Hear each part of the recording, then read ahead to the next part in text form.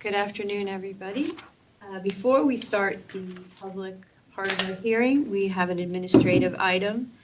Our first item is approval of the minutes of Thursday, February 5th, 2026. Can I have a motion to approve? So make a motion. Howard, can I have a second? I'll second. Jane? Is there any discussion on the minutes? If I wasn't there. You still, from what I understand, she still can vote. Yeah. Okay. You looked at them, right? Oh, sure. Yeah, then you can vote. Okay, good question, though. Okay, we're going to vote to approve the minutes. That's a yes from Brian. Howard? Yes. Yes. And Joe? Yes. Jane? Yes. And I'm a yes, so the minutes are approved. Now we're going to call to order the public portion of the Zoning Board of Appeals meeting for Thursday, March 5th, 2025. I just want to go over how we're going to run the meeting. First, when a matter is called, the applicant or his or her agent will present the case. At this time, originals of any petition should be given to the clerk Tara unless they've already been submitted. Copies of the petition should then be distributed to the board members. After the applicant's presentation, all interested persons in favor will be asked to come forward and speak, and after those in favor, all those in opposition will be heard. The applicant or his or her agent may then address the comments made by those in opposition. Second, this meeting is being recorded as required by state law. It's important that we understand the meeting. Therefore, only one person may speak at a time, and anyone who speaks must come forward and speak clearly, as our recording device is located in the ceiling. And always, you must give your name and address. We welcome comments of all interested persons, but we must exercise discretion in making sure that your comments are on point, and if you are too far off the point, we reserve the right to restrict your comments at any time. Third, applicants and interested persons may remain in attendance after the public hearing for the executive session to find out what was decided, or you may call the zoning office tomorrow morning to find out what was decided. So once your application is heard and you would like to go, we have 10 items. So if you don't want to stay after your application, you're more than welcome to go, and you can call tomorrow morning and find out what happened. If we grant the waiver is not valid in the note, and if the notice is not recorded, the applicant must bring a check in the amount of $70 made out to the town of Fairfield to the zoning office on Wednesday or later following the meeting. Any waiver involving construction, new dwellings, additions, alterations, requires an as-built prior to an issuance of certificate of zoning compliance and a certificate of occupancy. Okay. So the first item on our agenda is a continued docket of 287 South Benson Road. We are moving that to the end of our agenda, so that will be heard after the 9th item on our agenda today. So we're going to start with our general docket. Our first applicant is 131 Colony Street, map 128, parcel 253. Petition of Christopher Conroy and Danielle Conroy for a variance of zoning regulations, section 3.4.1, to reduce the street line, sideline, and sum of two sideline setbacks from 30 feet, 7 feet, and 25 feet. Currently, 29.5, 6.8, and 16.2. Proposing 29.5, 6.8, and 16.2. Permission to construct a second floor addition, premises A zone. Hi, my name is Stephen Keedle, 49 Beardsley Parkway, Trumbull, Connecticut, and I am presenting the request for variance on behalf of the owners, Christopher and Danielle Conroy. I have submitted the petition of the neighbors to the clerk, but I don't have enough copies.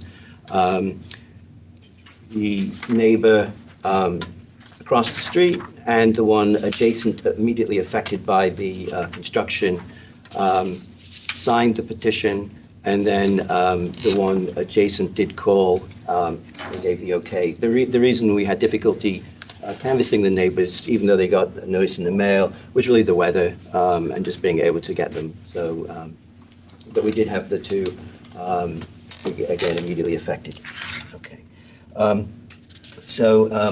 we're requesting is the lot size is an undersized lot in Zone A, which requires, one second, please. That requires 9,375 square feet, and our existing lot size is just under 5,000 square feet at 4,999. Also, it's a narrow lot requiring 75 feet wide, and our existing condition is 50 feet. So our lot is a pre-existing non-conforming lot. Therefore, what we're requesting is a hardship. And so what we're asking to do is propose a second floor addition, 7 feet wide by 12 feet above an existing structure. That requires a few variance requests, one of them being the combined side setback requiring 20, combined 25. We have an existing of 9.4 and 16.2. That doesn't change, so it's 9.4, 16.2, but because it's the second floor, it triggers the request for the variance. We're also, the front setback, we are currently 4.8 non-conforming. That stays the same, but our addition is, I think, 28.5. And then lastly, we're okay on the building floor area, even though it does increase from 33.3% to 35%, allowable 40%. Again, the addition is quite small. It's providing a extension of the closet and a small alcove off the master bedroom to allow for a small study that is currently the offices in the bedroom. Yes, I think that's it. I appreciate the opportunity to present. If you have any questions, feel free to ask. Thank you. Do we have any questions from the board? Nothing? Nothing online? No. No? Neither? Nope. Okay. Thank you so Okay, much. thank you so much. Thank you. Is there anyone here or online who would like to speak in favor of this application? Is there anyone here or online who'd like to speak in opposition to this application? Seeing none, hearing none, this application is closed. Thank you so much. Thank you very much. Thank you. Okay, we're going to move on to item 2.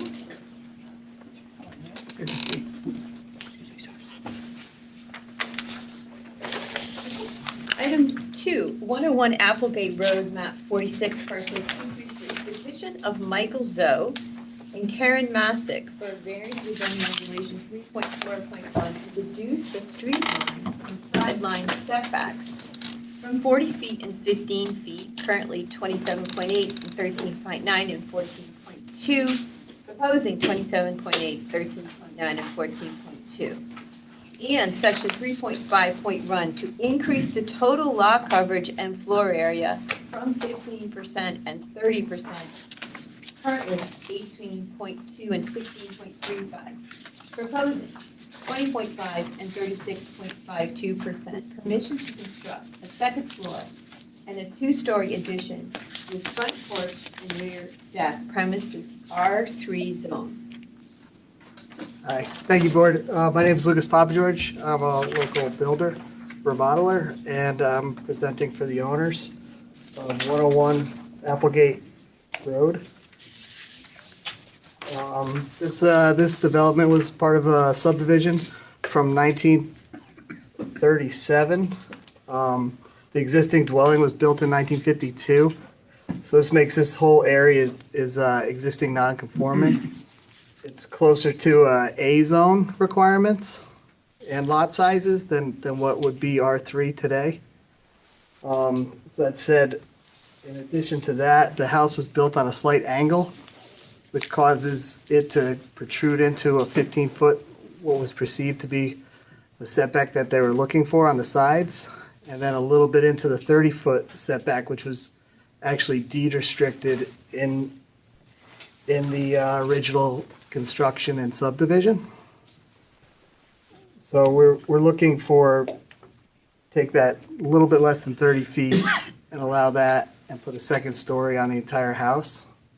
In addition to that, there's an issue with the garage foundation, and it's not structurally sound. And one of the easier ways we could do that is remove the deck that's on there existing now and replace that with a small mudroom that would put a new foundation wall behind the existing, and then we could fill in between. Would make that structurally sound again, and would not facilitate the need to tear the entire garage down. In addition to that, we're looking for just fill in the front porch. There's an inlet area at the front of the house that we'd like to just close off as a front porch. It has an extra large overhang on it now already, so we'd just be extending that a little further. And then the actual ground, the porch is ground level, so it'd be one step up. It would just be the roof on that we'd be adding. And then there's a steep slope to the yard, so there's no way to really come off the first floor or living space into the backyard. So we'd request room for the deck so that we could put a small area to eat and then stairs to go down and access the backyard without going through the basement. So with those couple key things, second floor, mudroom to fix the foundation, deck to get down the stairs.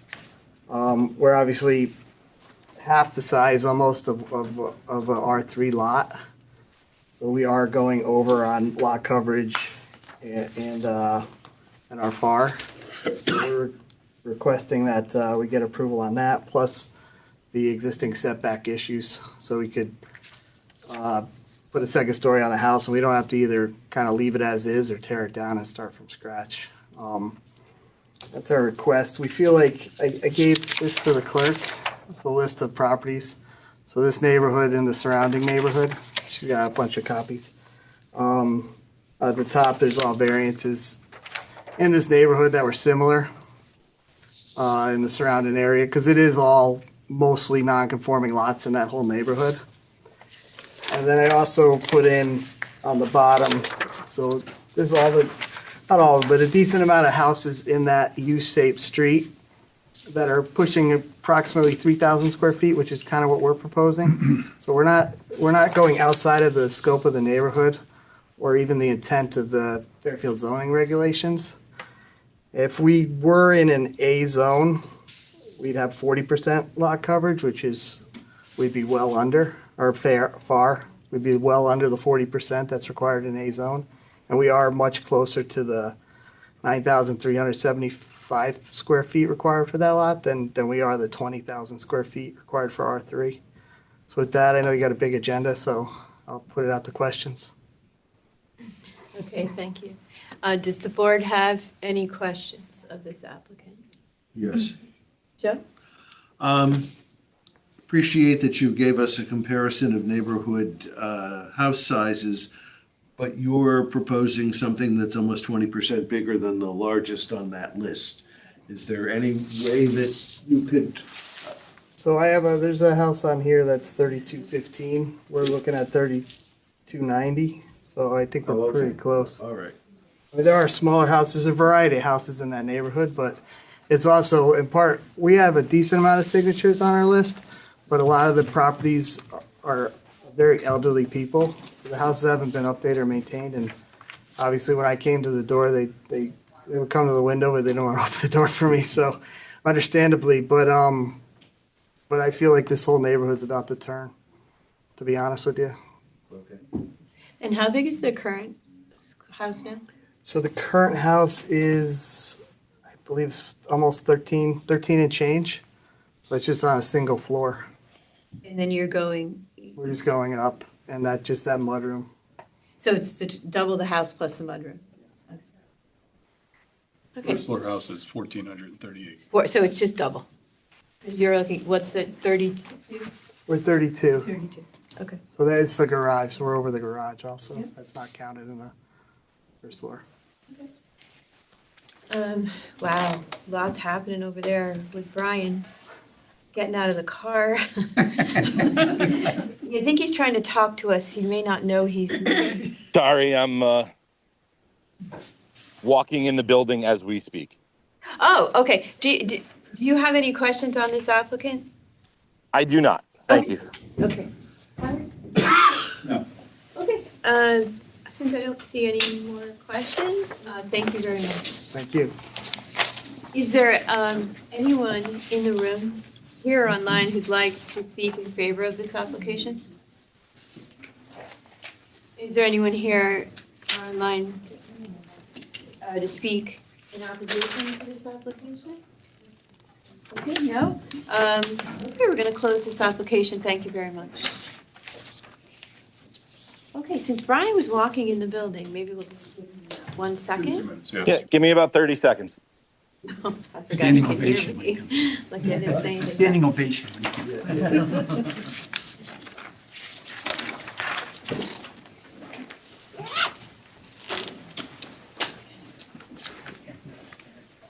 Hey, good job. Oh, thank you. Thank you so much. Thank you. Yeah. Thank you so much.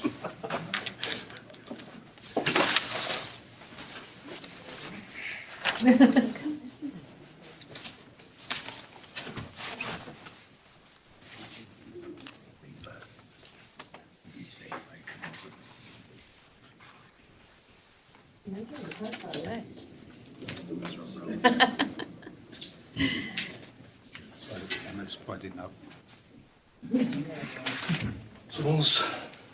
Hello. All right, pick away anyway. Okay. Our next application is 579 Judd Street, map 125, parcel 346, petition of Kyle Zahapra and Amit Sondheim for a variance of the zoning regulation 3.4.1 to reduce the sum of two sideline setbacks from 25 feet, currently 19.78, proposing 21.3. Permission to construct a second floor addition, premises A zone. I'm William Levy, I'm the architect. The clients had a pre-scheduled vacation, so they couldn't be here. We have a pre-existing non-conforming lot. The required square is 75. We are at 60, and we're basically just going right on top of the existing structure. So we're not really changing the setbacks, but the rear portion of the house is a one-story, and we're putting a second story on top of it. Is that all? Short and sweet. Does the board have any questions? An architect after my own heart. I have a question. You're going from 19.78 feet to proposing 21.3 feet, right? That's what it says here in the sum of two sideline setbacks. Yeah, the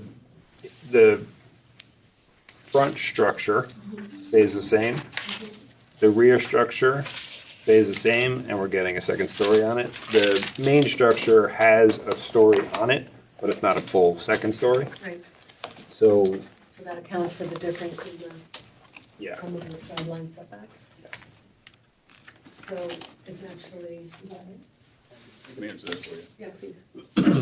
If you look at the survey, Yeah. the section that the addition is jutted in and further away from the property line, Okay, but it's still less than 25. okay. So the existing is wider where Yeah. the garage is in the second floor, so the addition is what I measured to. Thank you. Yep. Okay. All right, other questions from the board?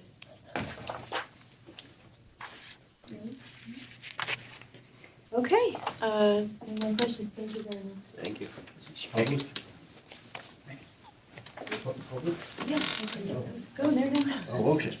Well, he left, that's why I. Is there anyone here or online who'd like to speak in favor of this application? Those are the owners. Are those They're the owners. Okay, they don't want to speak, right? Okay, he spoke for it. Okay. Is there anyone here who would like to speak in opposition to this application? Okay, we don't have any, so we're going to close this application. Thank you.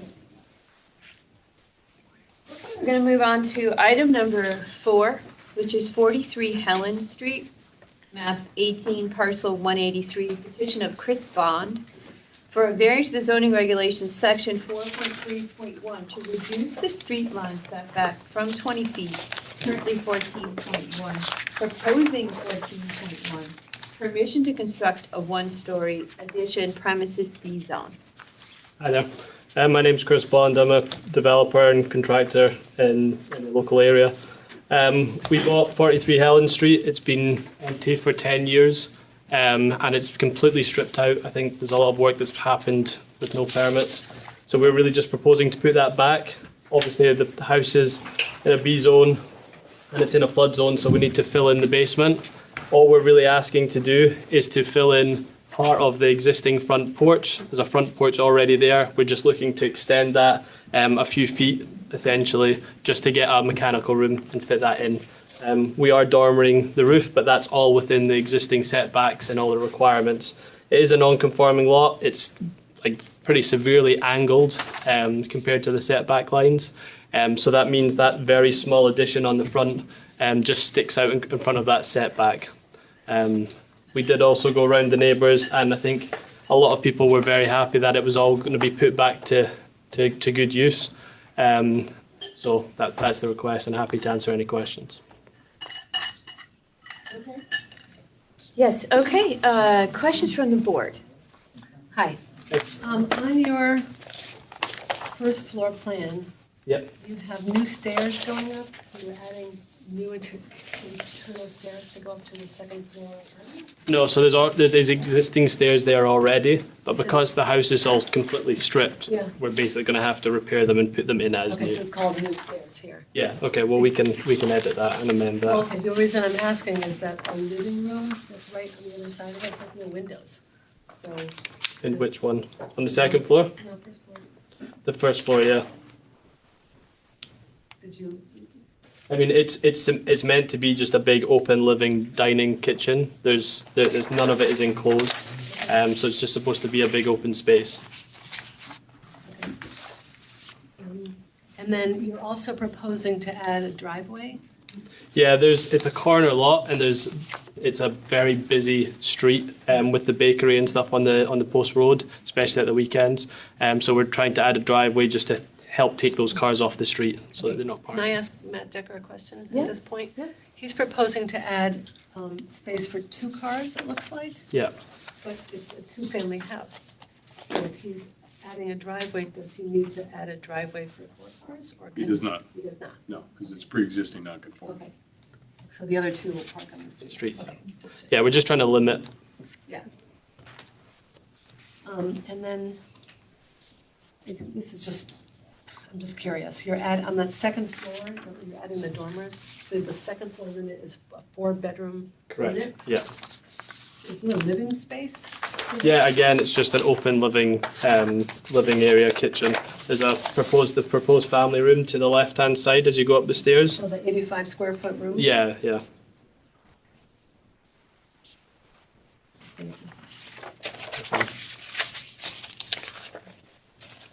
Other questions?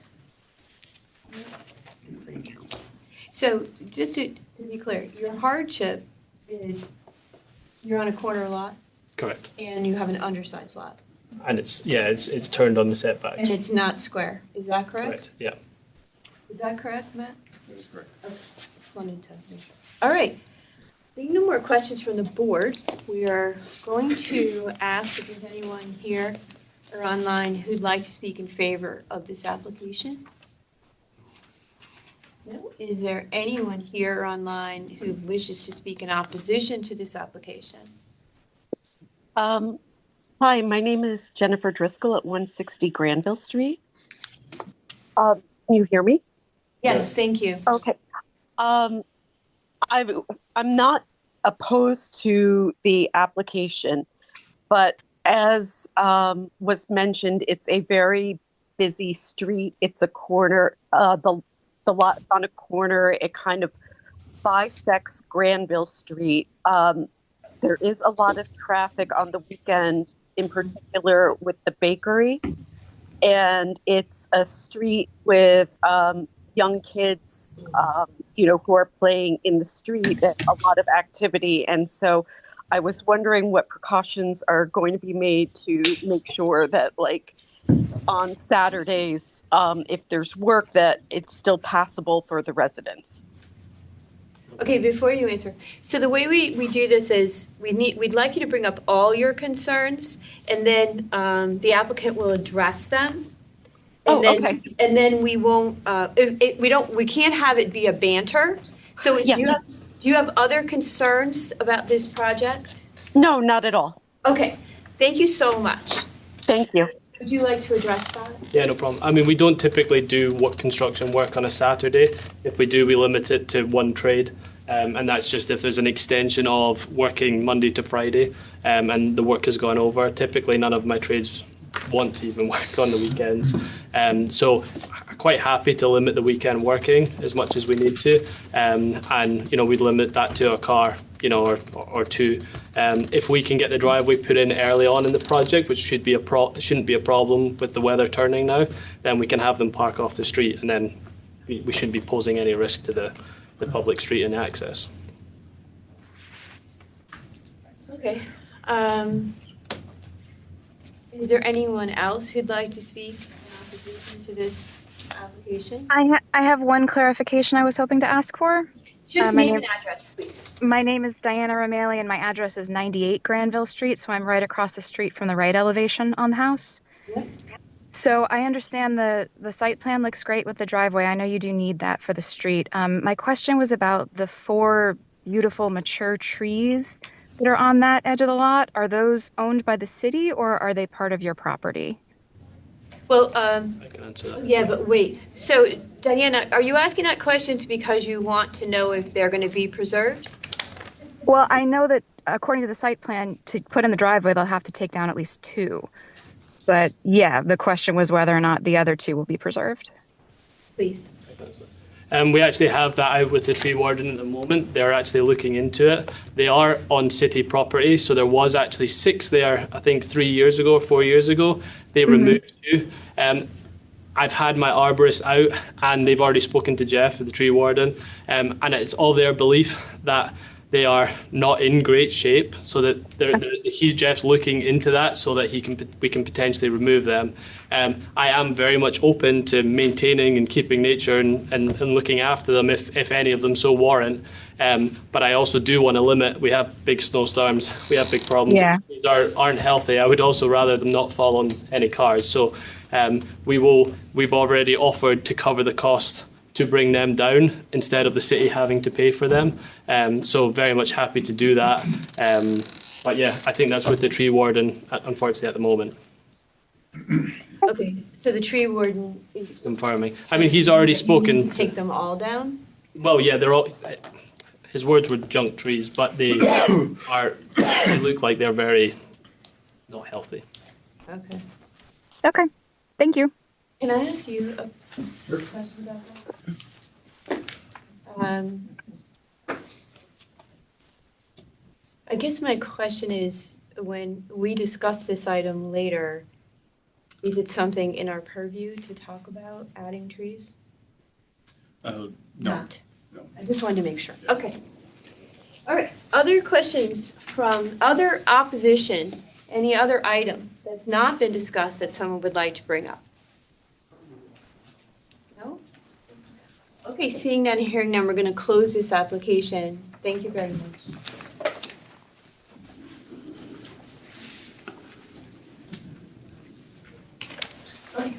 We are going to move on to item number 5, which is 104 Turney Road, map 139, parcel 367, petition of Edward and Mary Joan Santandrea for a variance of the zoning regulation section 3.4.1 to reduce the sideline and sum of 2 sideline setbacks from 30 feet and 25 feet, currently 24.4 and 14.7, proposing 24.4 and 14.9, and section 3.4.3 to reduce the side and rear setbacks for an accessory structure exceeding 15 feet in height from 10 feet, currently 3.4 and 3.8, proposing 5 feet and 5 feet, and section 3.5.1 to increase the lot coverage from 20%, currently 23.1, proposing 23.3, permission to construct additions and a new detached garage with a home office, premises A zone. Good afternoon, Madam Chairman, members of the board. For the record, my name is John Fallon. I'm here today representing Ed and MJ Santandrea, who are seated right back here. It's a long call, but it's a fairly simple application, I think, with strong hardship requirements. Give you a little background first. They reside, obviously, at the property with their son, Nick. The family has deep roots in Fairfield, especially MJ, who's a fellow graduate of Fairfield University. She's been a science teacher at the Bridgeport Regional Aquaculture School. During her career previously, she worked as a special ed teacher in New Canaan and Fairfield. Ed is a Salesforce consultant and a business analyst with 12 years of experience in that field, working remotely. They purchased their first house in Fairfield in 1996, and they've been here on Turney Road since 2003, so 23 years. And obviously, this is their long-term home. They love it very much. They love the neighborhood, and they very much want to stay here. One factor that is driving the application is that Ed's widowed father has recently relocated from California to be closer with his family. He's at Sturgis Ridge, but he visits often, but he's bound to a wheelchair. So as I'll elaborate on, there's a number of family needs here that we're seeking to address. And what they all involve, and I'll talk about it in a minute, is the construction of a 2-story addition to their home, as well as a new garage with an area above to be utilized as a small home office. Let me tell you about the needs that we want to address here. As I said, Ed's father is wheelchair bound, but he visits often. So there's need for first floor access to a bathroom, and that is contemplated in the plans. Mr. Ed Clementi is here today, who's our architect, if you have any questions about those plans. Ed and MJ also, as long as they're undertaking this with their dad in mind, want to remodel the house to support their own future aging needs, although, come on. They look very young, but they're not as young as they look. And, that allows for a full bath downstairs, an option for a first floor bedroom, a straight staircase for their use. And they're also redesigning to make them more functional, the bedrooms to accommodate a king-size bed, which is important here because Nick, who I mentioned before, is 6'5". Then you talk about the garage. Obviously, they do own 2 classic vehicles, have for a long time, a 1971 Mercedes and a 1991 Miata. The garage has been designed by Ed so that it's sized for car lifts that will allow them to safely store these classic cars while at the same time having space below for their everyday vehicles. All that is good for them. It's good for the neighborhood because it allows us to park all of our vehicles indoors in an interior garage without having them scattered about the property. The home office space has long been needed. As I mentioned before, Ed works remotely. There's currently no private area for workspace available to him, so the small office area above the garage is going to address that need. So all that is great as background, but now we got to turn to the legal aspects. And the variances that we seek were read by the chair, and they're referenced in Schedule A. I want to point out a few things, if I could, about those. With regard to the street line setback, there's not going to be any actual increase in the existing street setback. That's going to remain conforming at 24.4 feet. The variance is only due to the location of the existing structure. With regard to the sum of the side yard setbacks, it should be noted that we're actually reducing that nonconformity. The current existing nonconformity of the sum of the setbacks is 14.7 feet. We are reducing that to 14.9 feet. And as I'll elaborate on, that has important legal implications. The variance with regard to lot coverage is exceedingly minimal. It's 0.2%, taking it from 23.1% to 23.3%. And as I'll elaborate on briefly in a minute, this is appropriate from a legal perspective based upon the non-conforming nature of this legally protected lot. I'll mention it now. They're in the A zone. The A zone contemplates 9,375 square feet. This lot is only 7,840 square feet. So it's significantly undersized.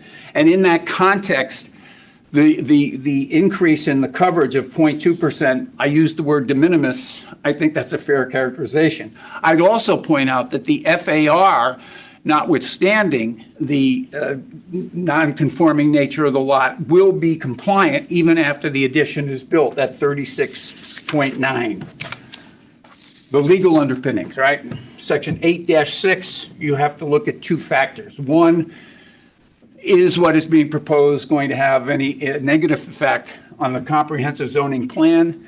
And is there unusual hardship as the law recognizes it to support the variance? I point out in my material to you that the law is clear in the Egan case that if the use to be made of the property after the variances are granted is a permitted use in the zone consistent with other uses in the area, then the first part of the test is met. The variances will change nothing about the use of the property. It'll be continued to be used as a home by the family as it has been for 23 years. We're not seeking any other variances but those that we've articulated. The FAR is going to be in compliance. And in fact, the design I think that Ed has achieved here is very attractive. It harmonizes with the character of the property and the neighborhood. And the Santandreas did, of course, consult with their neighbors, and I'll give you a copy and then I'll give Tara the original, but we have reviewed this with the neighbors, and Joanna, we are not aware of any objection, and indeed, the variance that we're seeking, the variances are not uncommon in this neighborhood, especially with regard to the undertaking of repurposing garages that were undersized and not functional for family use. The hardship is classic here. I guess I laid the groundwork for it a moment ago.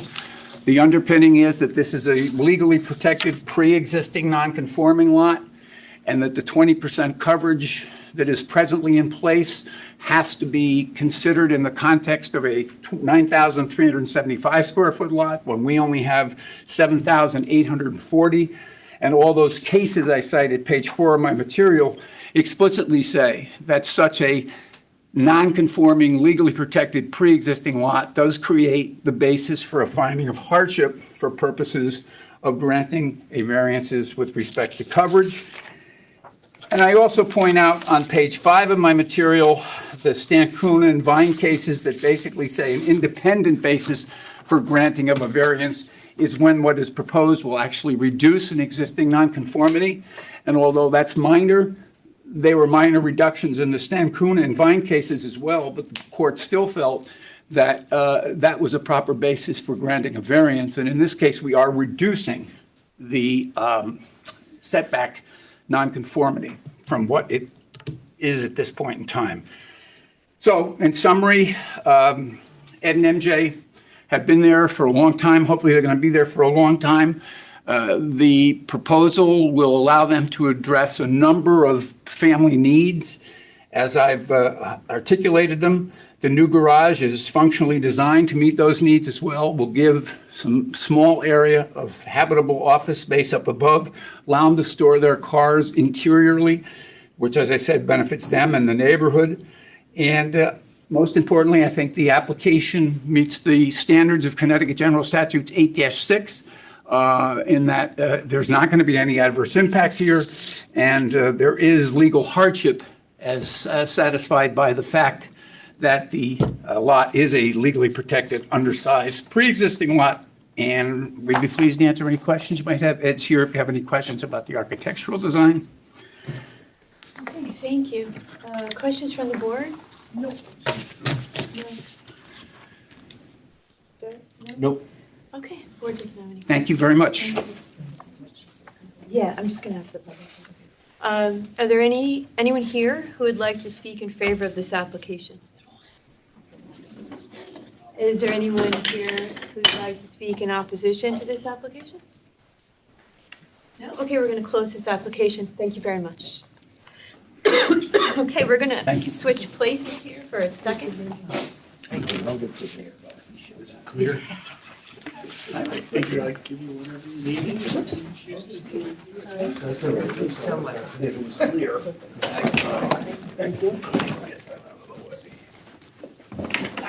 don't need to say anything about what we just did. Right?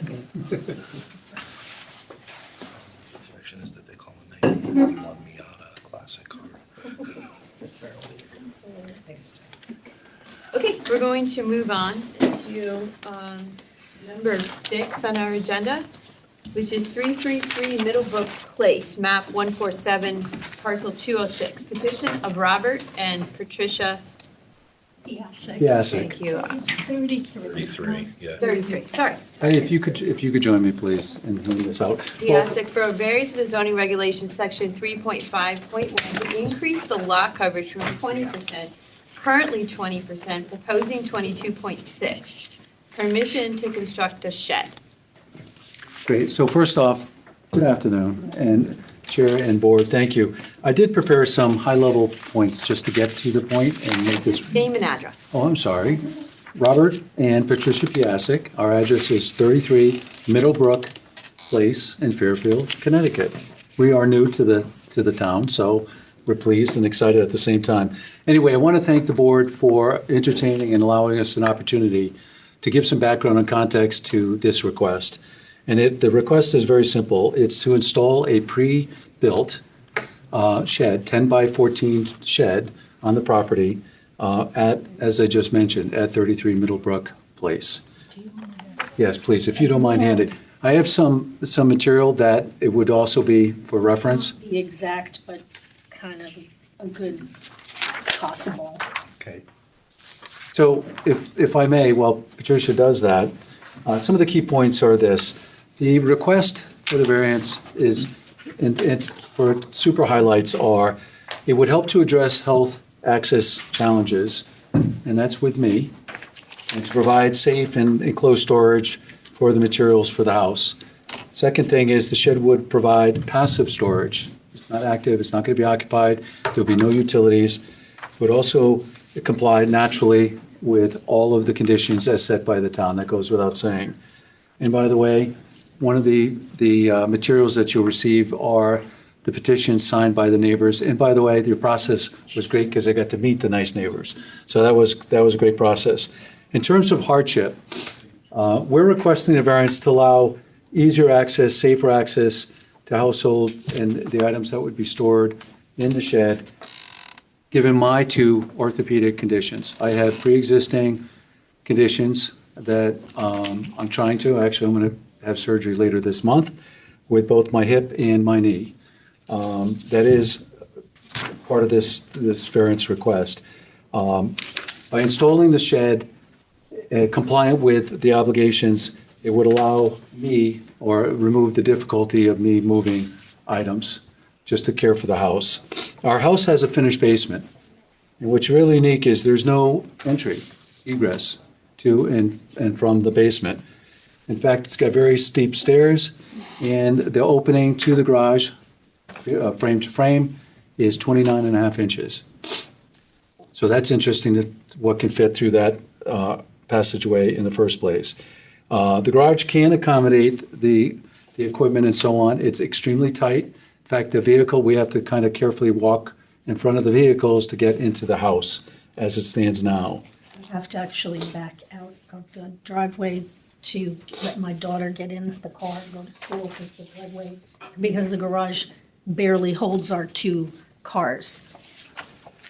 So in terms of site plan and placement, in terms of planning, the shed, it's shown on the survey, would be located in the former garage location. So there was a house that was renovated, actually knocked down and rebuilt, that we now occupy. There was a footprint, and part of the foundation was remaining. The placement would be there, so it's not actually changing where there was a larger structure. And that's deliberate, to meet, obviously, setbacks, maintain the visibility that was there, in fact, less visibility going forward, reducing the neighbor impacts. The shed would be installed with the proper, and I got educated, Matt and the team, the staff educated me that there are other requirements installing a shed in terms of watershed and all of those things. So that goes without saying in terms of drainage. There's a picture that shows, as Patty or Patricia indicated, it's indicative of the type of shed that would go in. It's not metal, it's not cheap, it would match the house to blend and keep with the aesthetics of the neighborhood.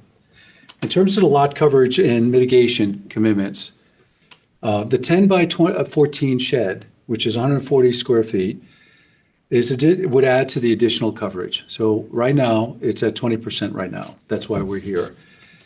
Which would put the coverage at 21.4% or 1.4% over the 20% threshold. So I want to be clear.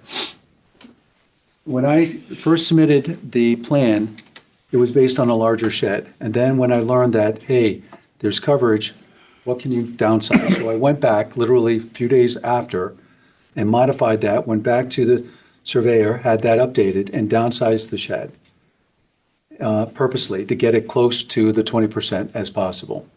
So what you see and what's on the docket is actually larger than what I'm asking for. And so the actual percent, just as I indicated, is 1.4%.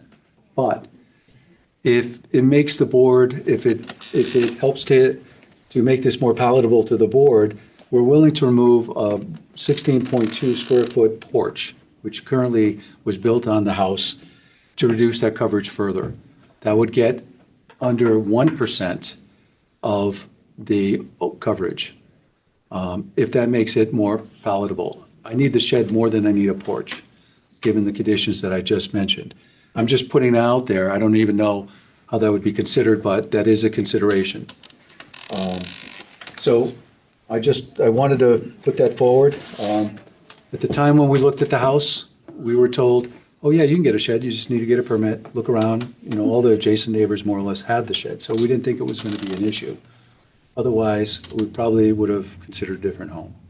So we are where we are, so we're trying to say, all right, what are our options? So we're trying to get close and to the limits and the thresholds as possible. So that's really it, and thank you for hearing us out. Questions? Yes. Go ahead, Joe.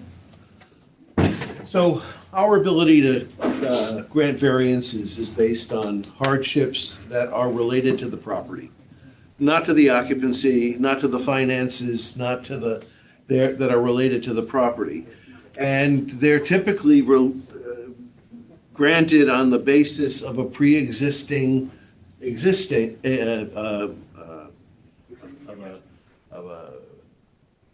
pre-existing set of circumstances. So what is your hardship that is property related?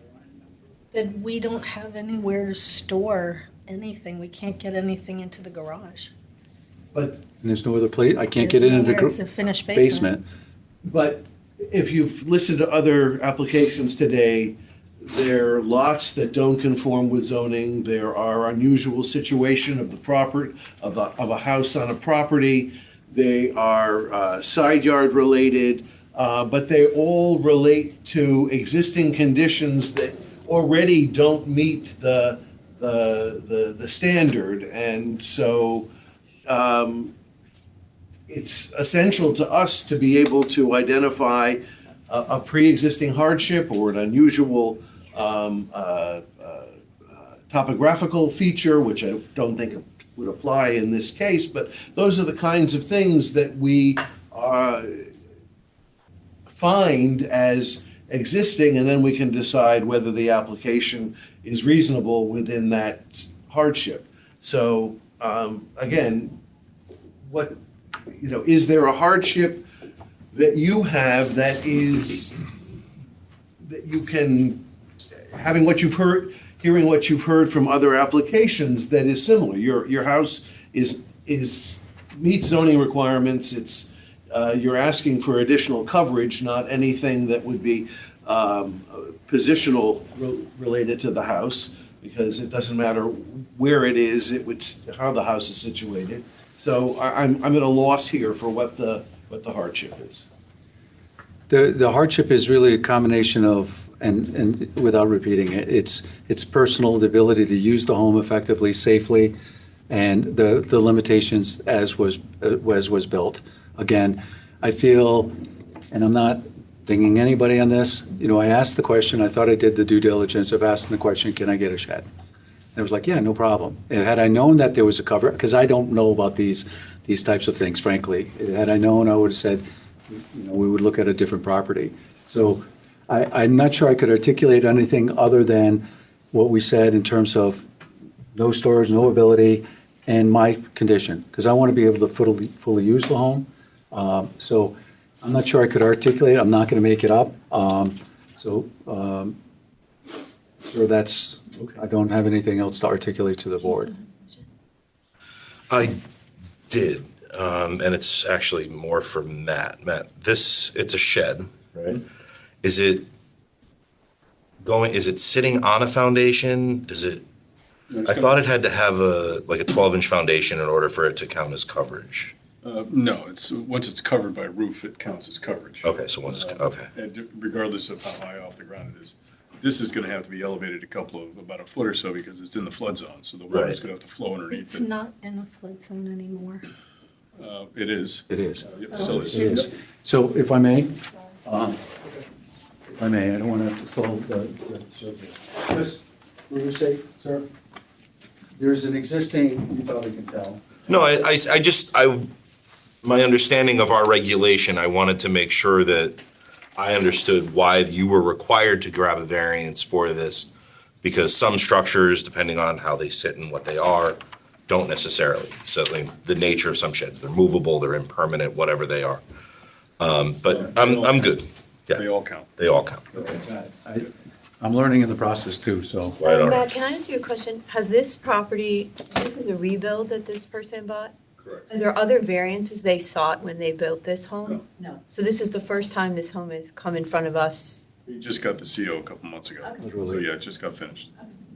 Right. Does anyone else on the board have any questions? Please, Howard. I didn't hear the whole answer. Is there a slab already there, and will the shed be anchored to the existing slab? So if I may, again, for the sake of, because it's hard to say, candidly, right here, the builder chose to leave the foundation from the former garage. And so the intent, and working with the surveyor and looking at all the requirements, I was gonna just put it on the property, but then, there are other considerations.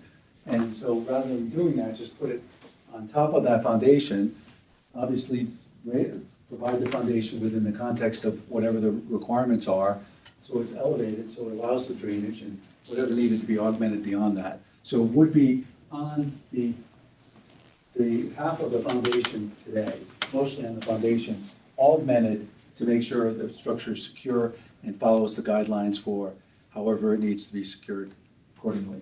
So rather than putting it here and doing all kinds of adjustment, this existed, secured to that foundation, which is greater than a foot.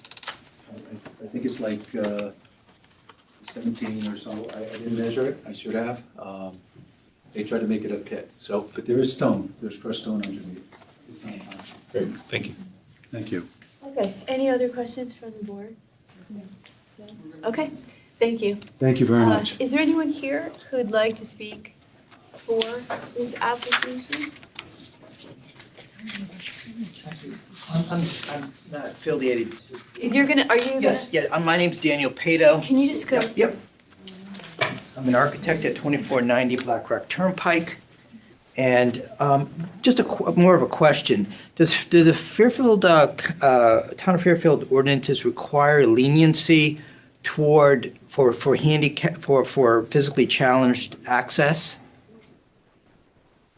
That's not what this is for. And no. No, we don't. Okay. That's it. All right, thank you. Is there anyone else who'd like to speak in favor of this application? Is there anyone who'd like to speak in opposition to this application? Okay, none. We're going to close this application. Thank you very much. Thank you. Okay, we are on to, You gotta switch back. She'll be back. Forgot. No, I forgot. You want an I thought she updated was survey? sticking around. No, we got it online. You gave it to us. Yes. Back for the vote. You know, they took away the flood zone. She doesn't have to.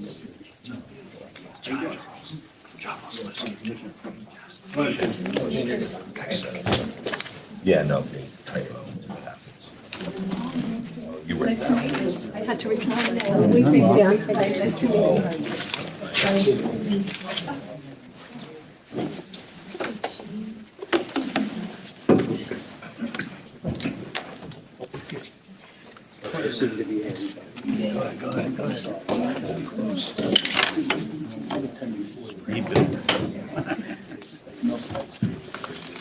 Variances. Can I ask a question? You guys, you're going to deliberate and all of that, do we hang around or? You can't speak, No, no, I but you understand. can stay. Whatever you want to do. Yeah. Okay, thank you. In the previous house, was that more than 20%? I don't know. Does it matter? I don't think so. Okay, we are going to move on to application number 7, 35 Concord Street, map 130, parcel 54. Petition of Darcy Fry and Jason Saldo for a variance from zoning regulations section 3.5.1 to increase the total lot coverage and floor area from 20% and 40%, currently 25.3 and 38, proposing 28.4 and 43.9. Permission to rebuild existing deck and convert to a screened porch.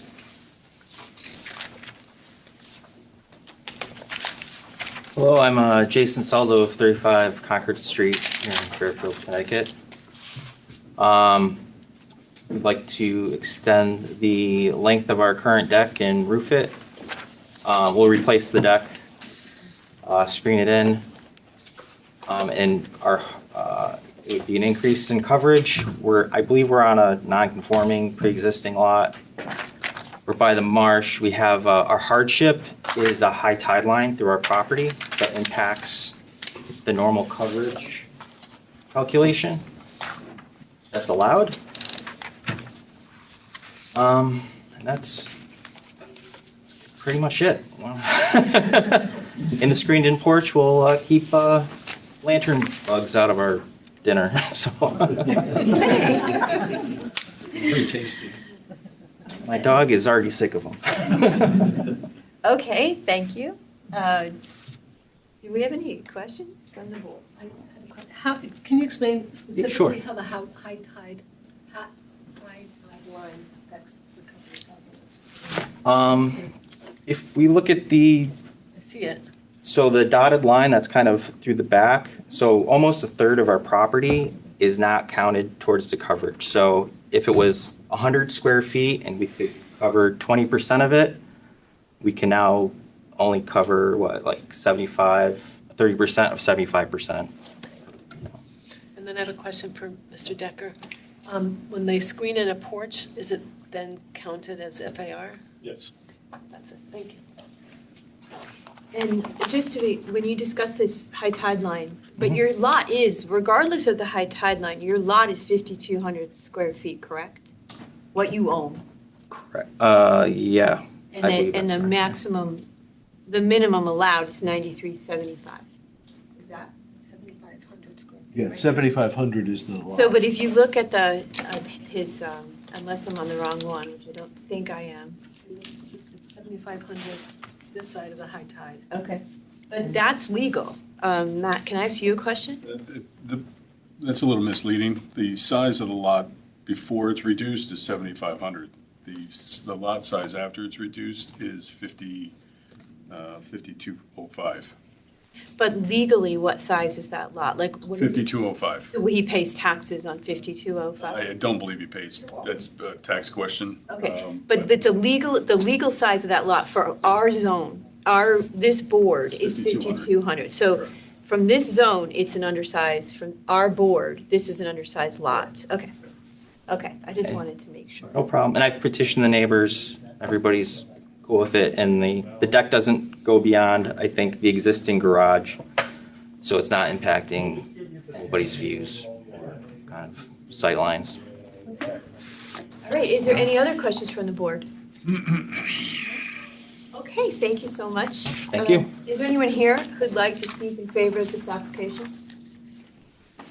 Is there anyone here who'd like to speak in opposition to this application? Okay, we're going to close the application. Thank you. Thank you. We are going to move on to 328, number 8, which is 328 Sasko Hill Road, map 231, parcel 398. Petition of John Leslie and Carolyn Peck for a variance of the zoning regulation section 13.38 to reduce the side setback for an accessory dwelling unit from 30 feet, currently 6.3 feet, proposing 6.3 feet. Permission to construct a second floor to an accessory structure and convert an accessory dwelling unit. Premises, AAA zone.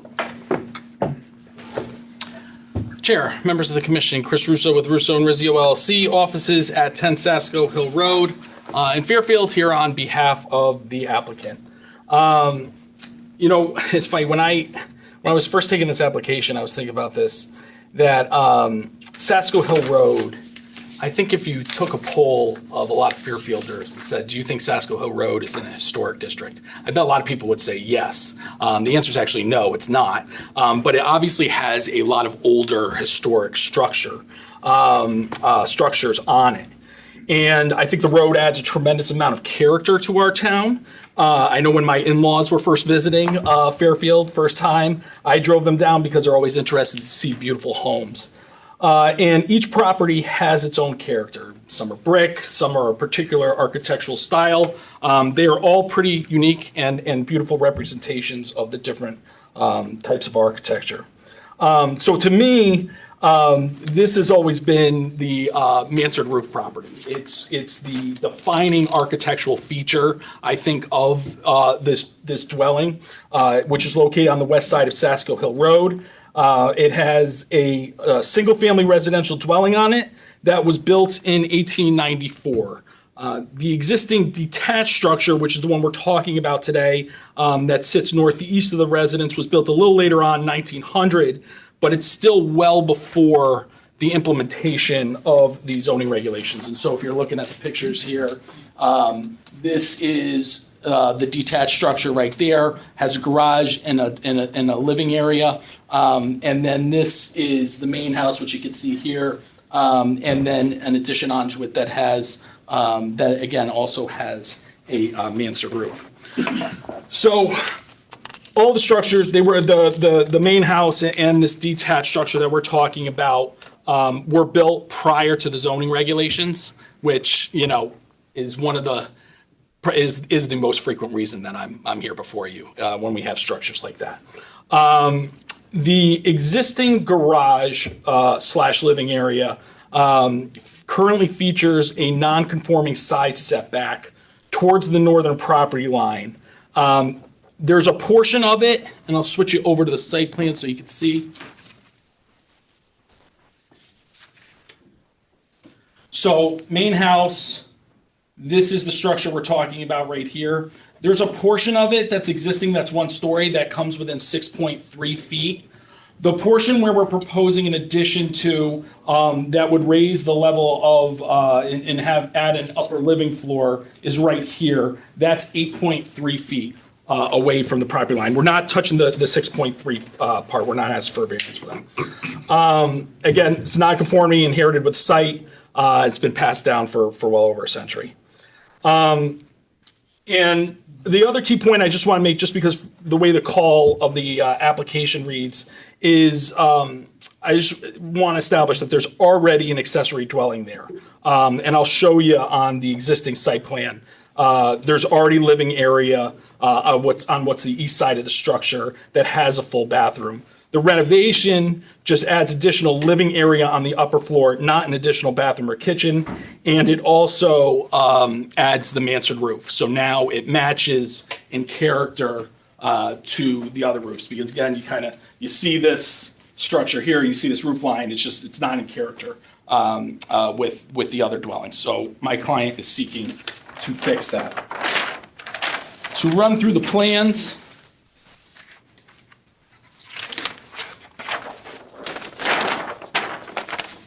So here's the existing elevations. Again, you can see it's just kind of your regular standard sloped roof. The proposal is to turn it into a mansard roof. And so, again, you see in that picture before, matching that character that you have with the rest of the buildings on the property. And then this is the existing floor area. So you can see there's a 2-car garage. It will stay a 2-car garage. This is the living area right here. And there's the full bath. So really all that's being changed is that there's an interior stairwell that's going to be added. So within the existing footprint of the building.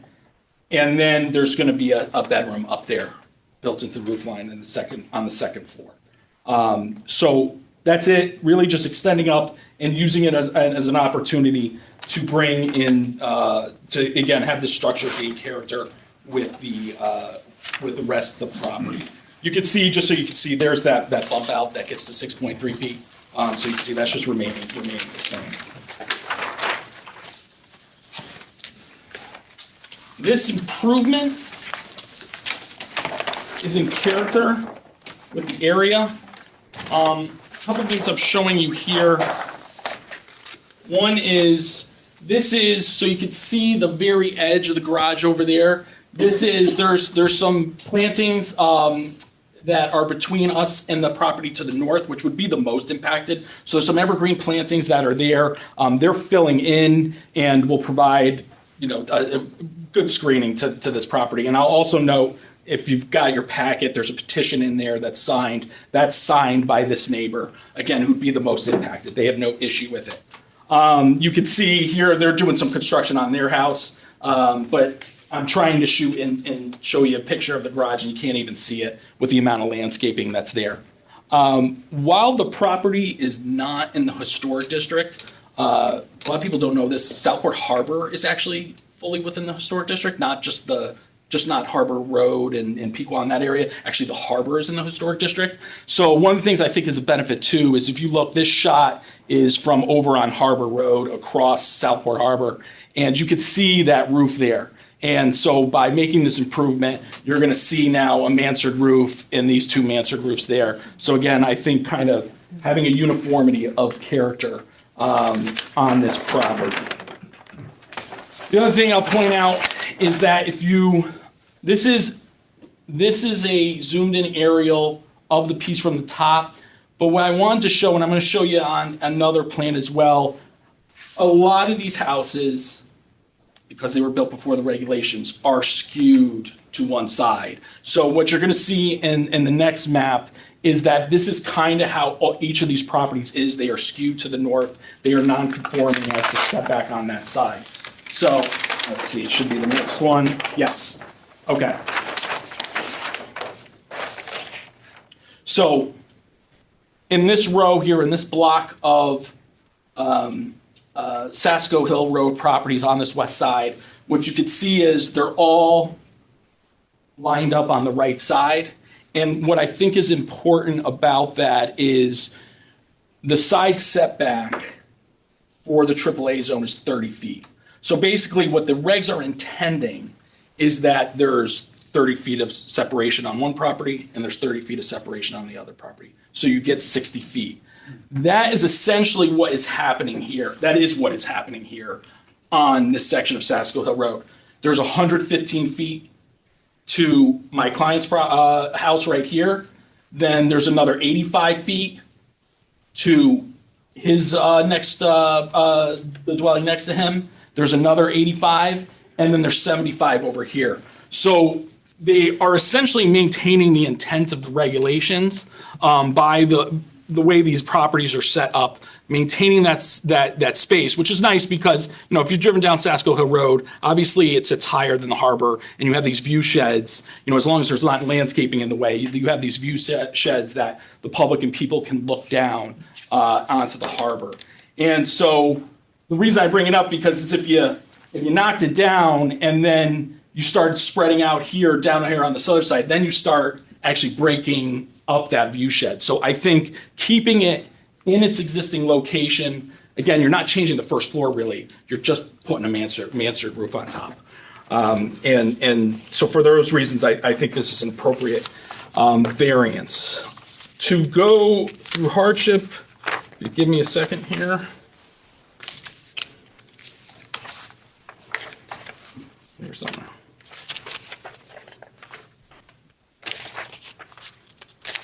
A little more on hardship back on. Okay, so regarding hardship, this is a common issue that we see with structures constructed prior to the zoning regulations. This site is no exception. Garage was built 25 years before the original zoning regulations went into effect in 1925. Its setback is pre-existing non-conforming. We are just going up. The increase in height is compliant. It does not increase the setback requirement. It's simply going up. And you can see that too, if I could just go back to the site plan real quick. If you have it in front of you, you can even see the indentations. The surveyor put this in on the overlay to see where the living area is over the existing footprint. Again, it's extremely common to see properties in this area with detached accessory dwellings located extremely close to property lines.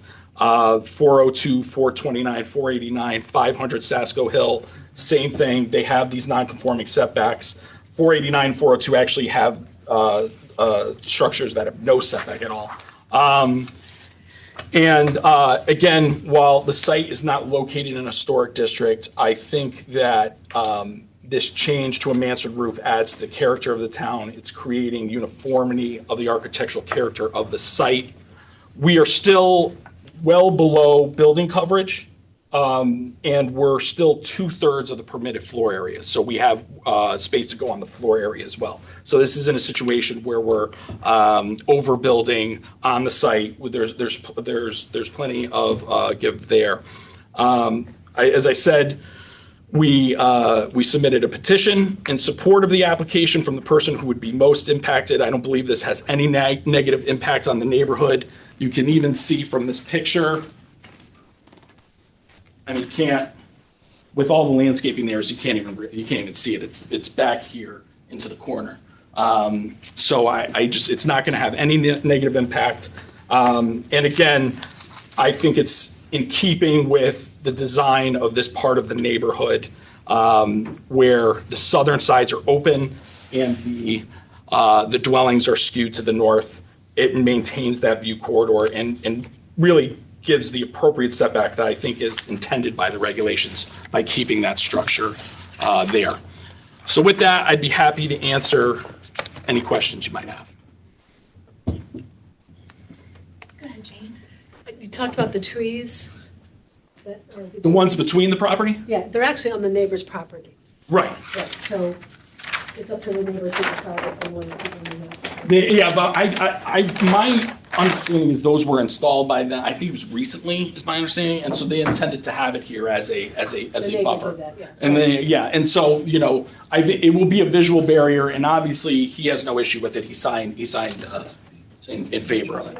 I was just curious whether we're offering up trees as a condition, but they're not. Since we already have it, it would double it up. There's no room. I'm just yeah. I just need clarity. Sure. And I'm sure that you can help me more. So the sideline setback for an accessory dwelling is supposed to be 30 feet. Yes. And you're saying you're currently 6.3. Correct. Where is that on the map? Can Sure. I see that? Sure. Absolutely.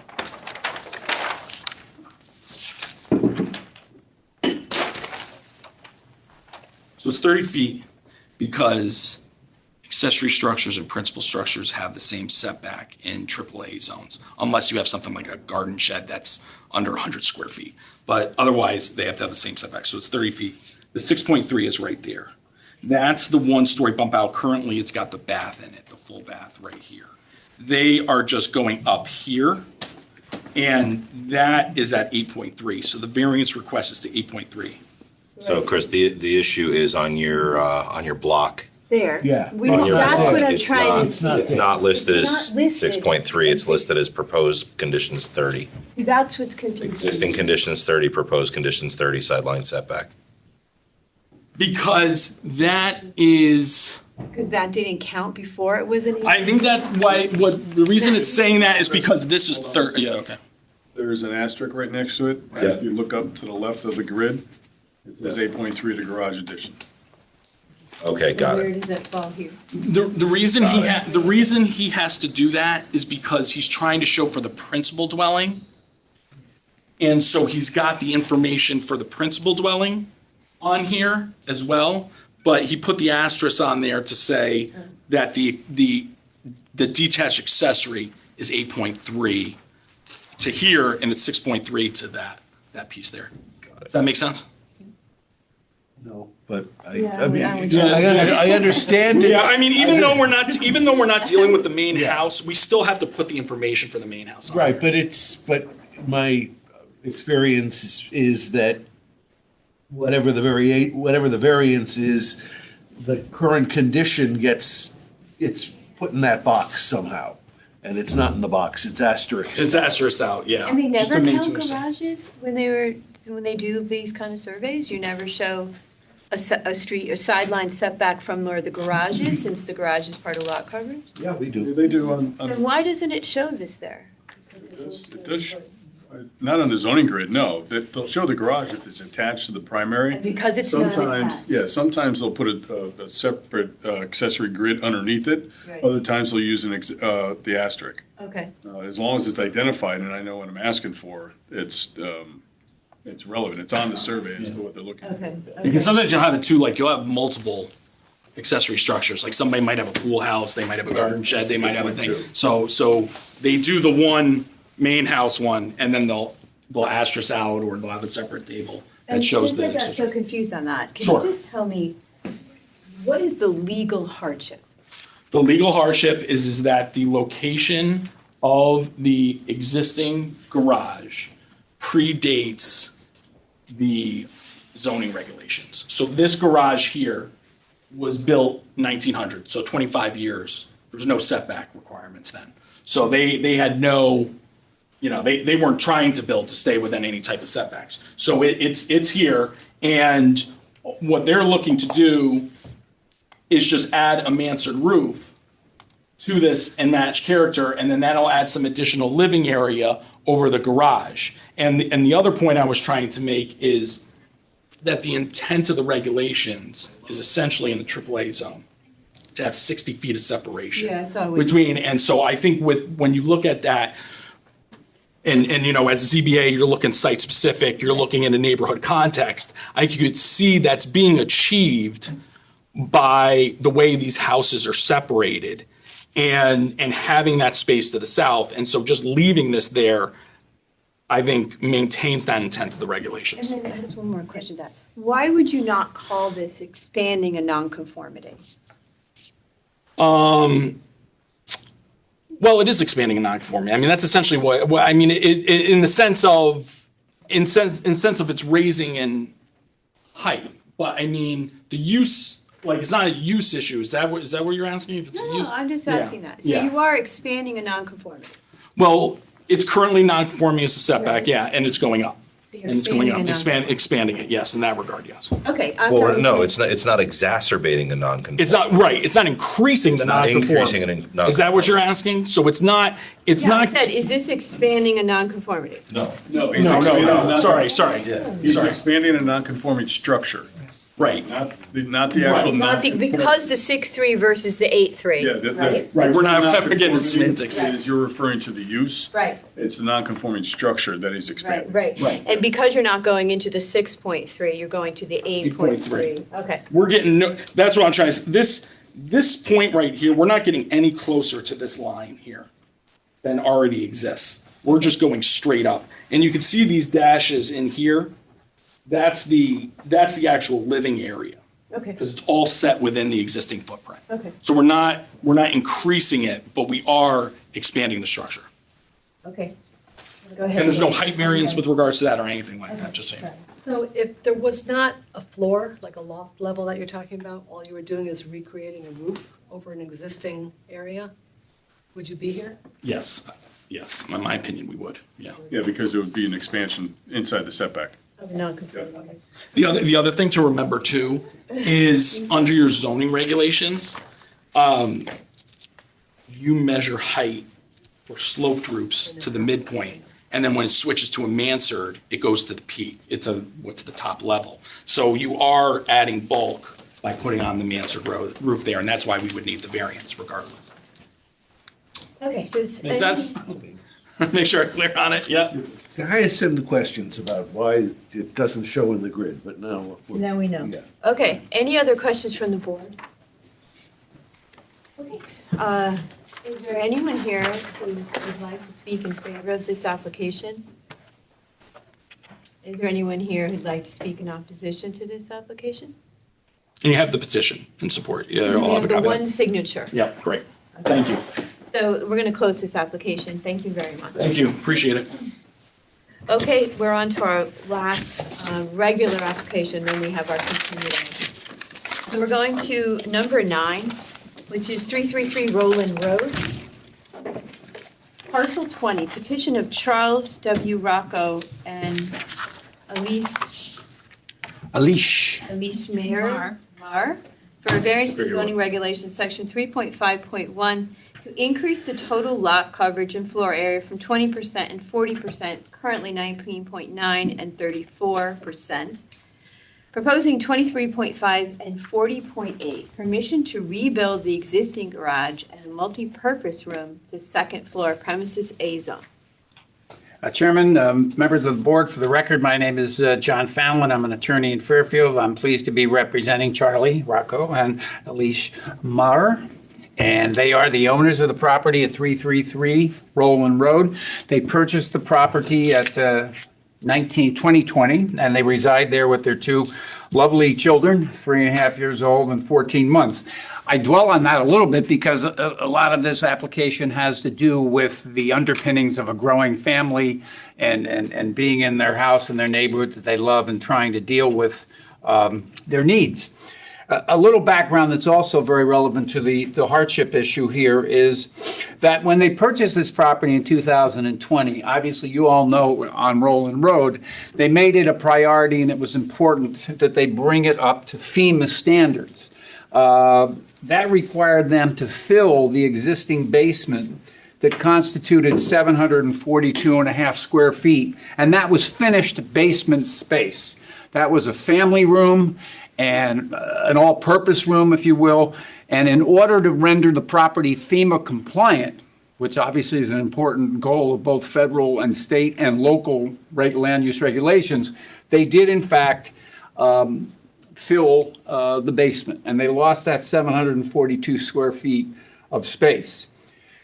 Also, they inherited a garage that was 19 feet by 19 feet, and that stands there, and it's simply not a standard-sized garage. It cannot, either in terms of its narrowness or its depth, locate 2 cars. So again, not to their own detriment, and to their own detriment and the neighborhoods, they're not able to garage both of their vehicles. So that sets up what we seek to do. What we seek to do is simply to construct a garage, as shown on the plan submitted here with space above, habitable space above, which I'll talk about. With me here also today is John Weslowski of David Parker Architects, who did the design of this, which I think is beautiful. So what we propose here is to construct a 1.5-story, 24 feet by 31 feet, 2-car garage on the site of the existing substandard garage. The upper half-story will have a multiple purpose room and bath located there. The new garage will obviously give us sufficient depth and width to accommodate the two vehicles. And the half-story above will provide an area of approximately, and I know you told me this, John, but it was 345? 340 square feet. How much was that? 340 of habitable space. Okay, so that's important, I think, because remember what is driving the application beyond just trying to get a functional garage is the fact that they lost 742 square feet of space, habitable space in the main dwelling to render the property FEMA compliant. So this half-story, which is part of the application that's in front of you, will at least allow them to compensate, if you will, catch approximately half that, 345 square feet. So the two variances that we request in order to do this is the coverage variance at 23.5 and the FA variance at a minimus, but 40.8, just over the 40. So let's talk about this because I think you're going to see more and more cases like this, and I know we are seeing them around the state. But first, let's do the first part of 8-6, which is the simpler part, that there's not going to be any substantial effect on the comprehensive zoning plan. Well, with regard to that part of the test, again, the Egan case, which I often cite to you, is applicable. That says if the use to which the property is to be put is a permitted use in the zone and or constitutes a use similar to other uses in the zone, then the first part of the test is met. Well, there's a lot of garages in the neighborhood, and the property is going to continue to be used as a single-family home. The granting of this application will not in any way change that. In fact, one of the things that the granting of the variance will allow is for us to internally garage our cars, which has some benefit, I think, in terms of the ambiance and the character of the neighborhood. We're not proposing any other variances than the two that we talk about, coverage and FAR. And as I designed by John and his colleagues at David Parker, I think the new garage is extremely attractive in design. It harmonizes with the character of the neighborhood, has a nice impact on their property and on the neighborhoods. And obviously, Charlie and Eilish submitted these plans for review by their neighbors. I have the original for the clerk. I will tell you, we did try there are two neighbors to the rear on Lally Boulevard. I can represent, based upon what Charlie told me, that the one gentleman has been traveling. He was returning to town today. He said he would try to get back to sign the petition, but he had no objection. The other property owner to the rear, I think the house is vacant at this point in time. I don't know if it's for sale, but Charlie and Eilish made numerous efforts to contact them, but they weren't successful. But all of the other neighbors have signed this. Let's talk about hardship here. We're seeing around Connecticut a lot of cases in the ZBA level. Some have arisen to the Superior Court, where it's becoming clear that hardship is being found with regard to situations where a variance is requested based upon the property owner's compliance with municipal or federal flood zone regulations and FEMA. A most recent case, not so recent anymore, but it's Mayer, Mayer-Whitman versus the Zoning Board of Appeals of the City of Stamford. That was a post-Sandy situation where, in order to reconstruct, they needed variances so they could comply with FEMA. I've seen at least 3 other cases, 2 in Westport, 2 in Trumbull, 2 in Westport and 2 in Stratford, where again, the ZBA was asked to grant variances based upon the impact of FEMA compliance with regard to the property in question. That's what we essentially, and in fact, ask you to do today, because what drives the application is, yes, they'd like a new garage, and that would be important and functional for them on the coverage side of things. However, what they are really driving this application is they bought a house, and then to make it FEMA compliant, which is a policy of the town desired at the federal, state, and local level, they filled their finished basement, 742 square feet. Now they've come back, and what they're seeking to do with a young family is to recoup half of that space so they can have some additional room. The home is an older home, so they don't, it's a 100-year-old home, correct? So they don't have any interior space in the main dwelling that can compensate for purposes of family activity and storage. So that's all a great story. But then your question is, but is there hardship here?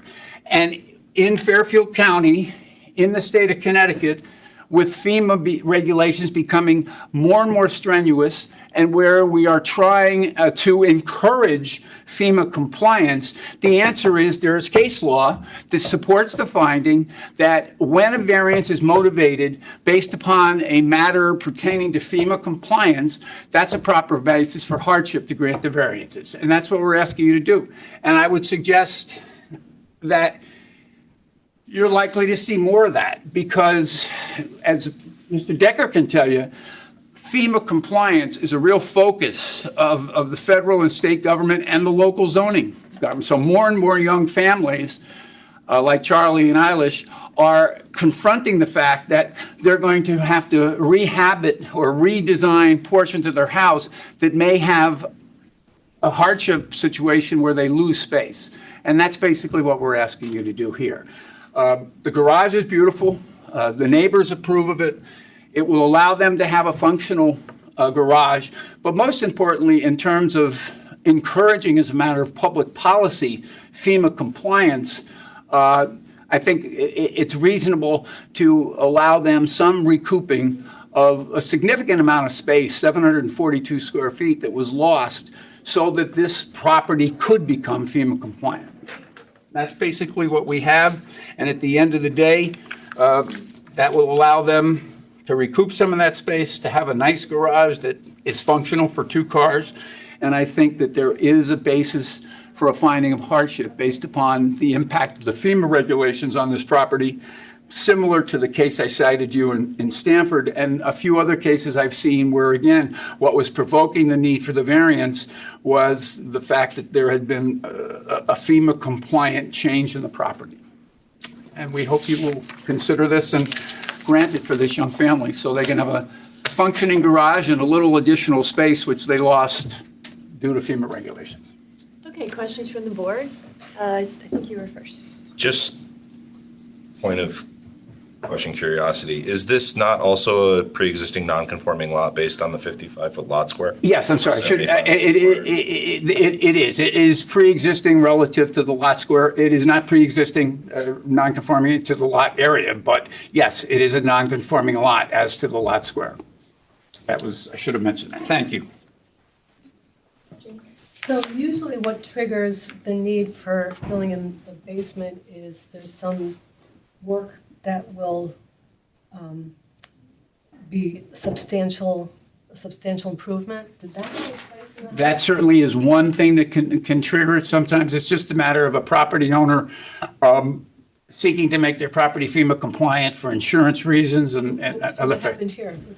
In this case, what was the background with regard to the filling of the basement? Were you doing some other work at the time? we were. Yeah, okay. So you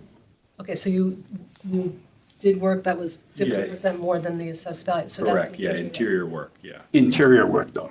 So why isn't this then a self-created hardship? Because the work that was done on the house wasn't to expand the house. It was simply, as I said, it's a 100-year-old structure.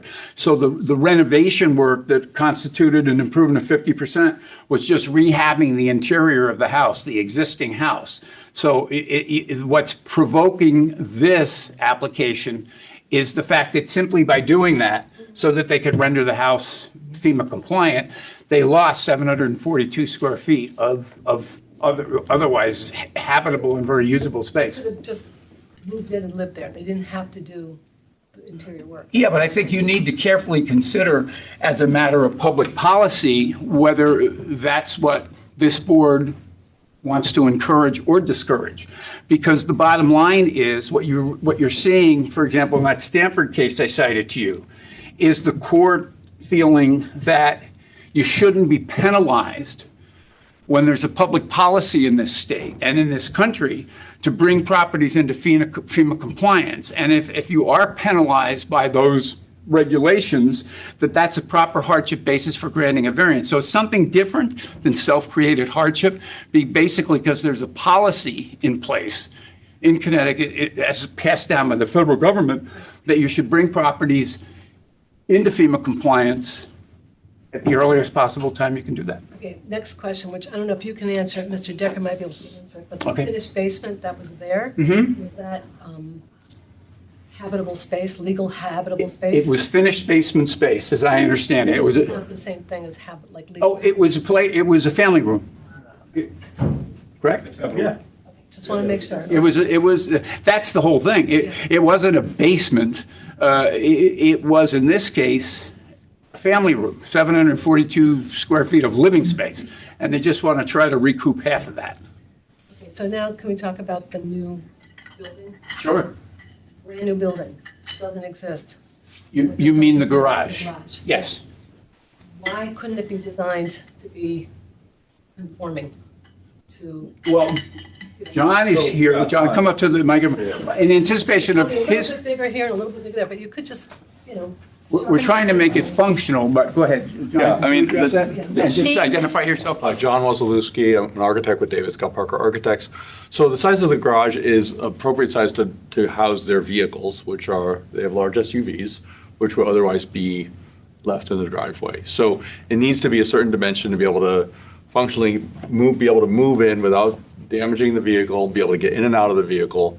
And so that drives it in part. And then the other part, again, is the space that is lost. So yes, there is, the space that above is a fraction of the space that was lost in the basement. And so it is giving them storage, it's giving them some multi-purpose Can you go space. to that, Matt, just put that up on the screen for us? Yeah, you can go to The if you want to go to design this. of the garage, the you new could- garage? You could go to the second floor plan, for example, or that's the first floor plan.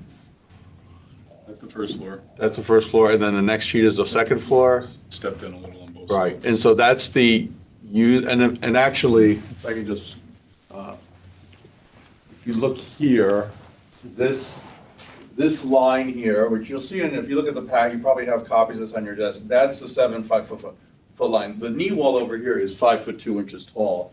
So the habitable space is this cruciform area in the center. This actually gets quite low on either side. So that usable area, the 340 square feet, is the center cruciform. It's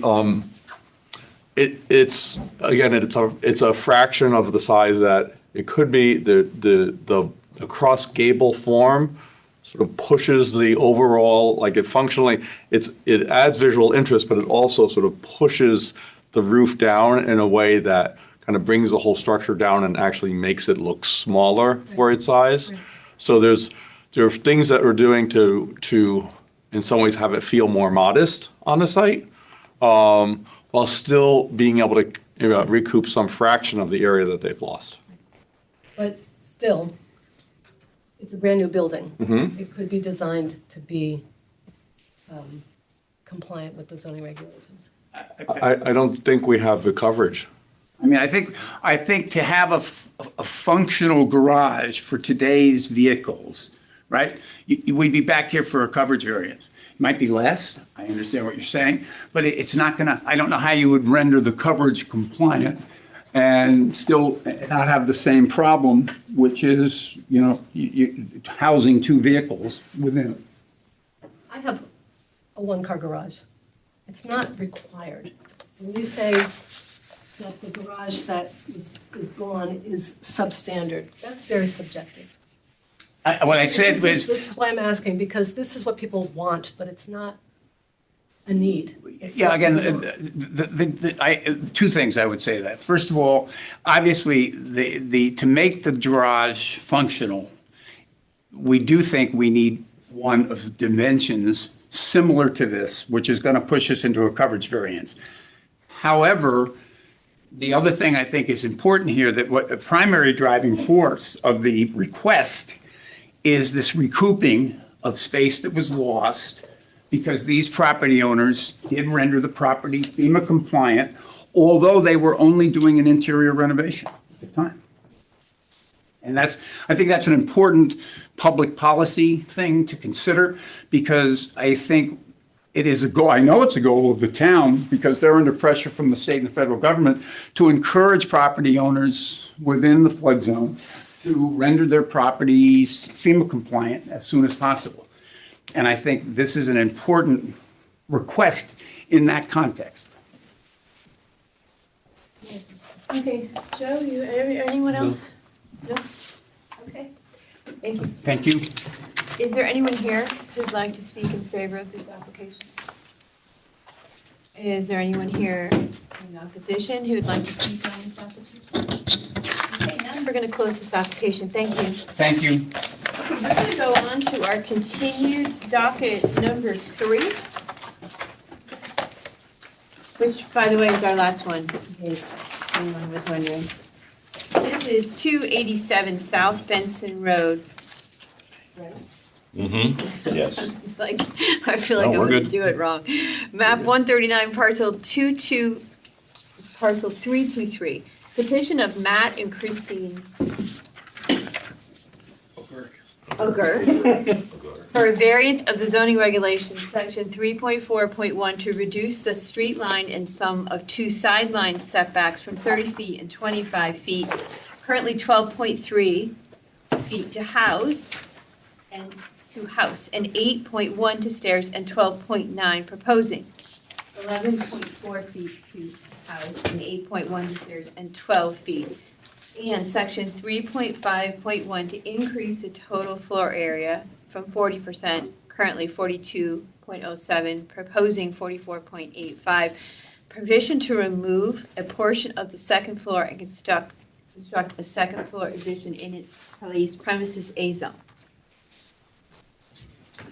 Chair, members of the commission, Chris Russo with Russo and Rizzi LLC, offices at 10 Sesco Hill Road in Fairfield. On behalf of the applicant, thank you for the accommodation taking me at the end of the hearing. I had a ticket to a 4th grade musical that I could not miss, so I appreciate that.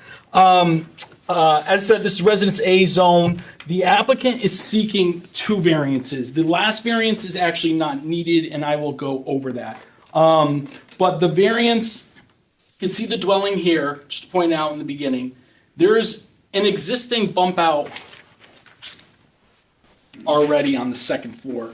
This picture is probably the best to show it. What essentially is happening is this area of the porch, the roof of the porch, is getting filled in with a second story addition. So that's really the basics of the application. So what that does is it creates the need for a variance for the front setback to here to this corner, which is 11.4 feet.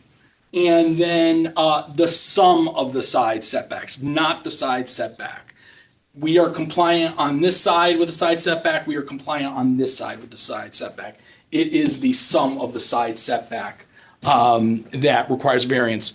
The reason we do not need the last one on the call is because actually a variance was previously granted on this property for FAR increase to 48.5%.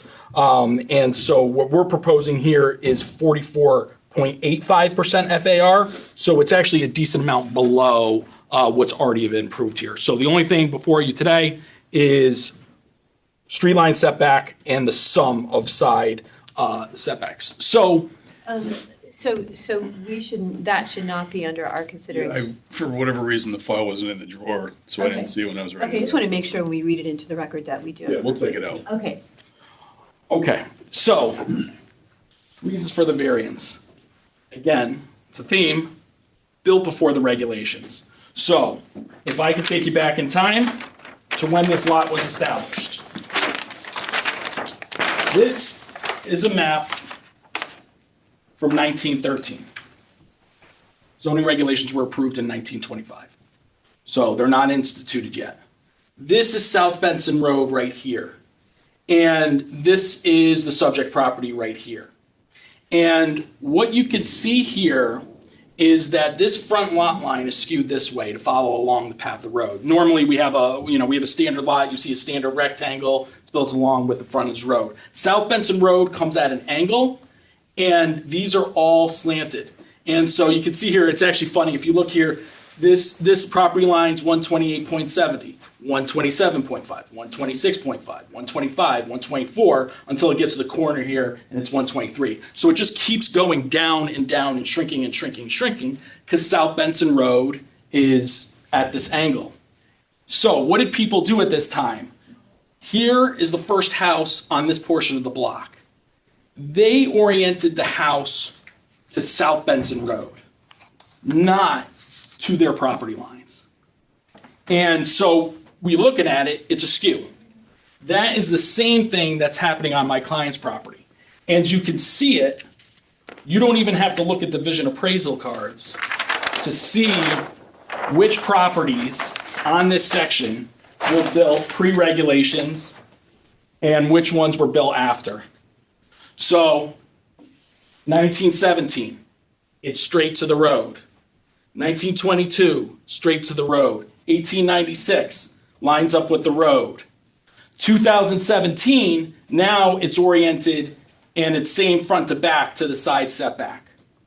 265 South Benson Road, built in 1919, it's askew. 281, built in 1940 after the regulations, it's parallel to the side property lines. My client's property, 1919, it's askew to the property line. So that is what's happened on South Benson Road. All the ones that are pre-regulation are skewed and off. All the ones that came after are lining up with their side setbacks because side setbacks were instituted. So that's the funny thing about this property. The width of the lot is basically 50 feet. And the size of the house is, the width of the house is 25 feet. So that should mean that you have 25 feet for your sum of side setback. But you don't, because, go back to the site plan, it's this way. So you can see, here's to the corner where the new addition's proposed, 8.1 feet. The side setback there is for just one property line, 7 feet. We're compliant, 8.1. Over here, we're certainly beyond 7 feet. But because this is turned like this, the sum of the side setback is only 22.9. And that drives the need for the variance. To show you just the plans for the actual addition here, really, I think, a significant improvement to this dwelling.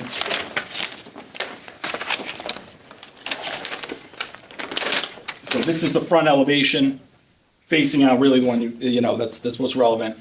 So over here, and what you can see is, again, here's that porch, and they've just filled out to the edges of the porch. We're not increasing we're not getting any closer than this first floor is already, to be clear on that. Then I think the next plan.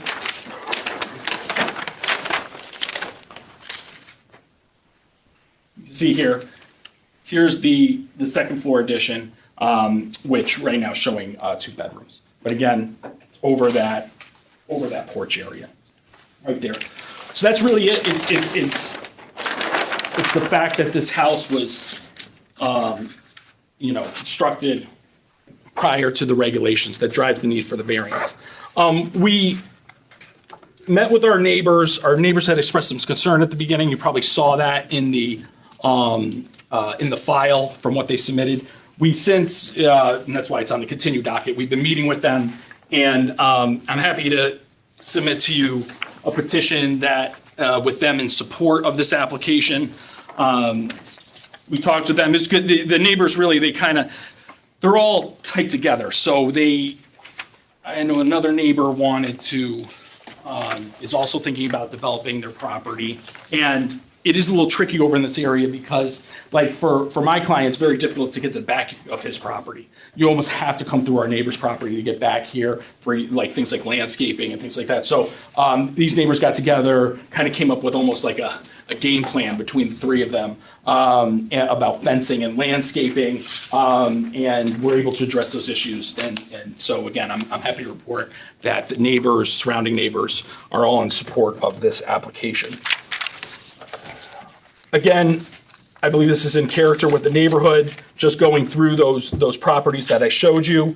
The hardship derives from the lot size. It's very undersized. Also, its shape. This is a zone that should be 75 feet in width, lot square of 75. This is only a 50-foot wide property. Just for the numbers on the lot size, it's 6,100 square feet where 9,375 square feet is required.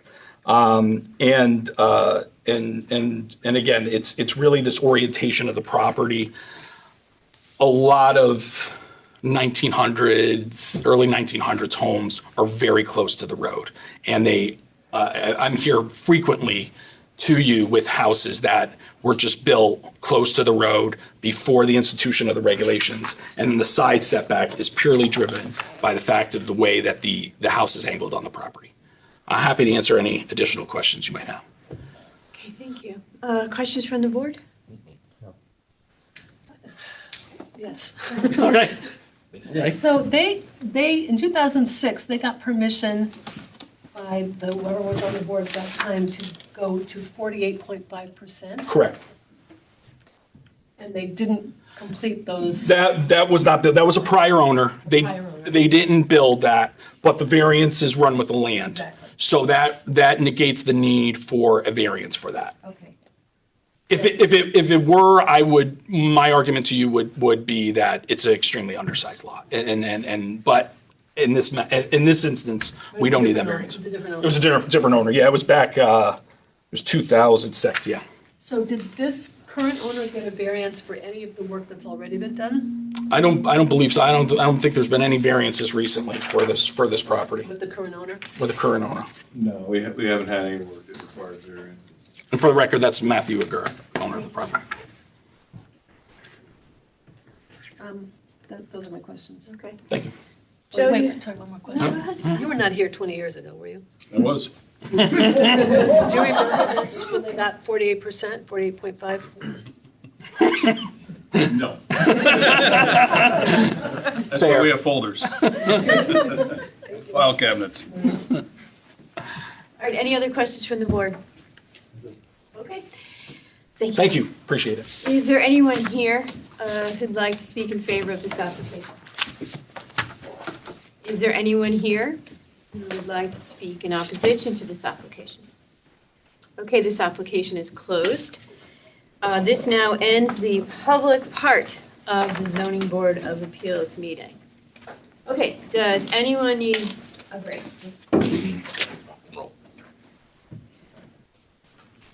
I think. You good? Okay. Thank you for checking. We have to just make sure everyone's okay. Okay, so we're gonna go through our applications. Okay, we're gonna start obviously with our general docket and we'll end with the last one heard, okay?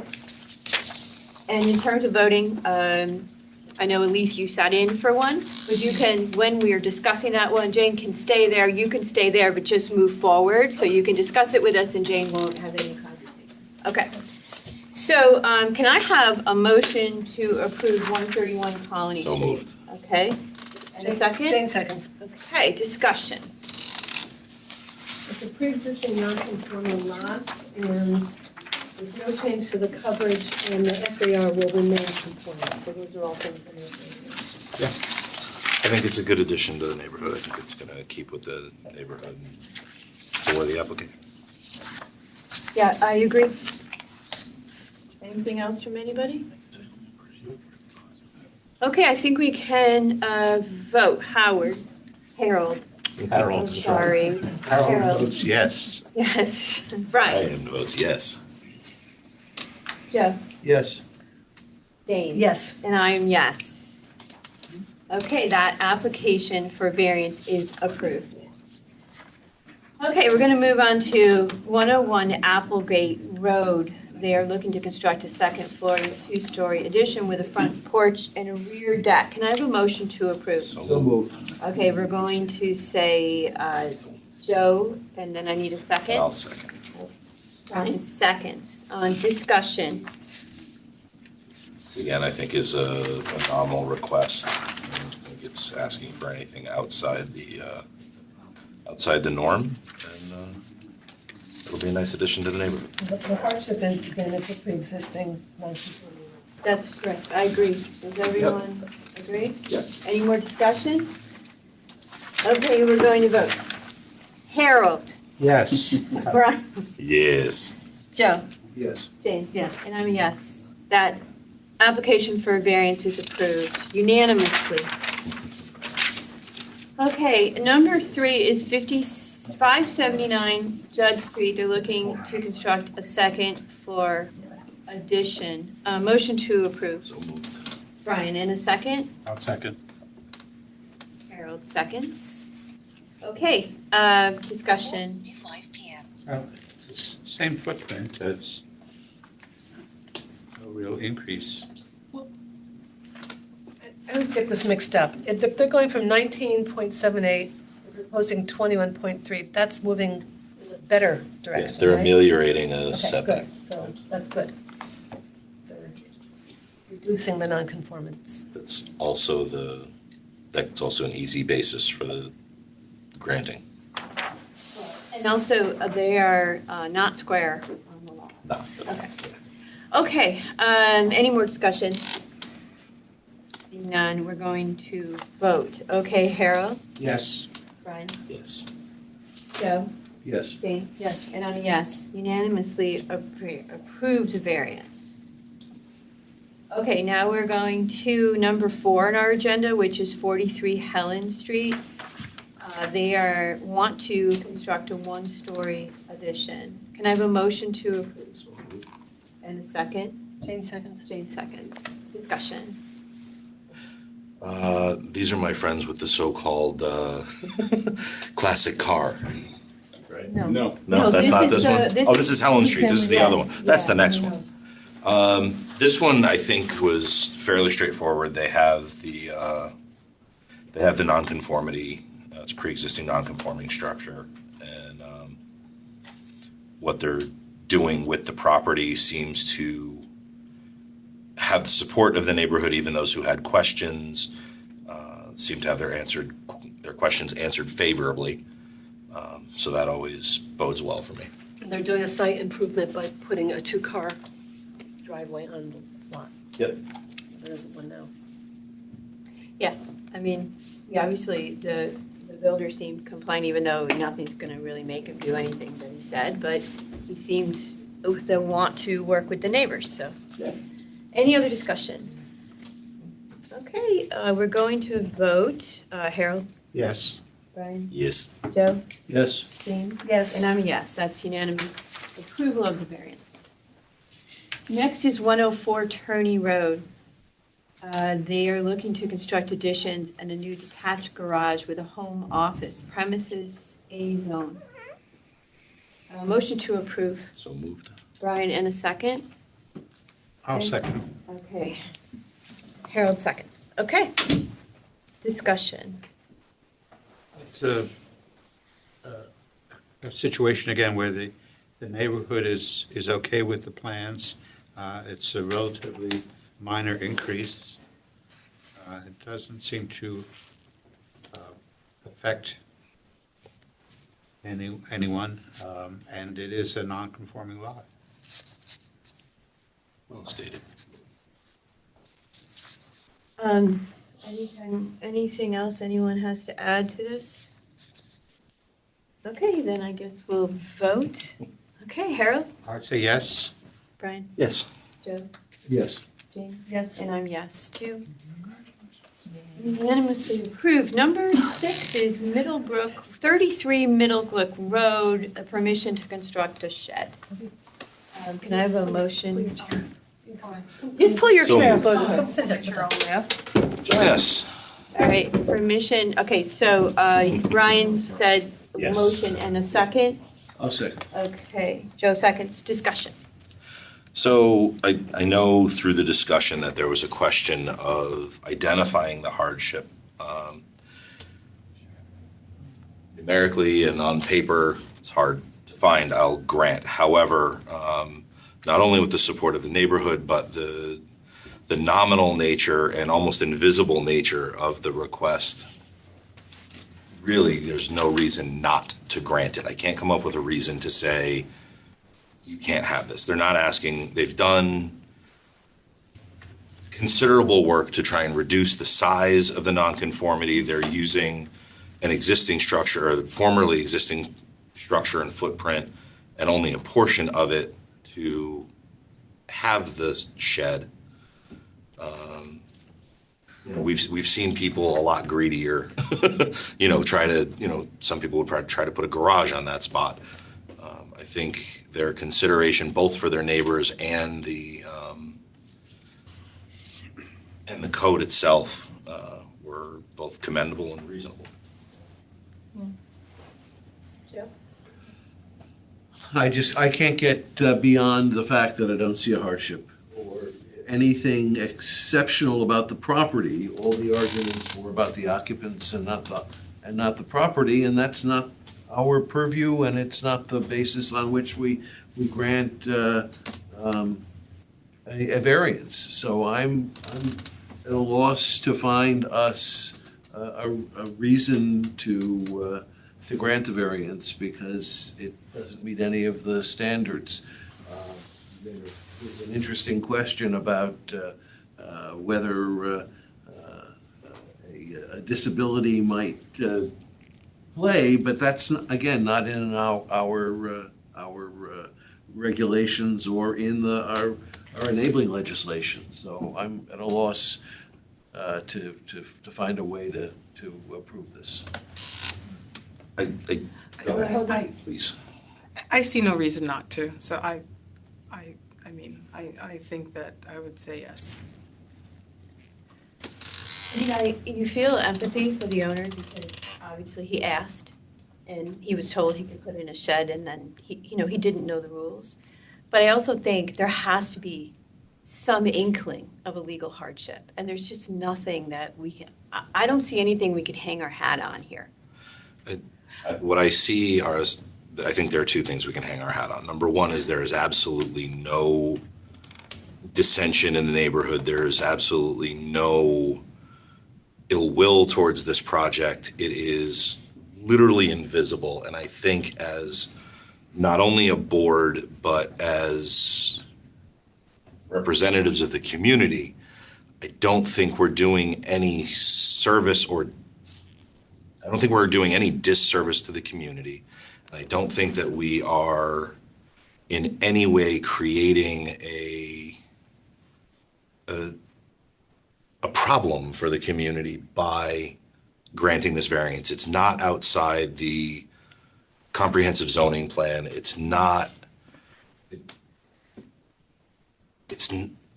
I hate to say it in such informal terms, it's not a big deal. It's sort of a human. There has to be some measure of humanity, and we are not exclusively prohibited from granting a variance solely by the lack of an actual hardship. We're not prohibited as such. I'd also just add that to me, it's kind of more of a human condition, sort of.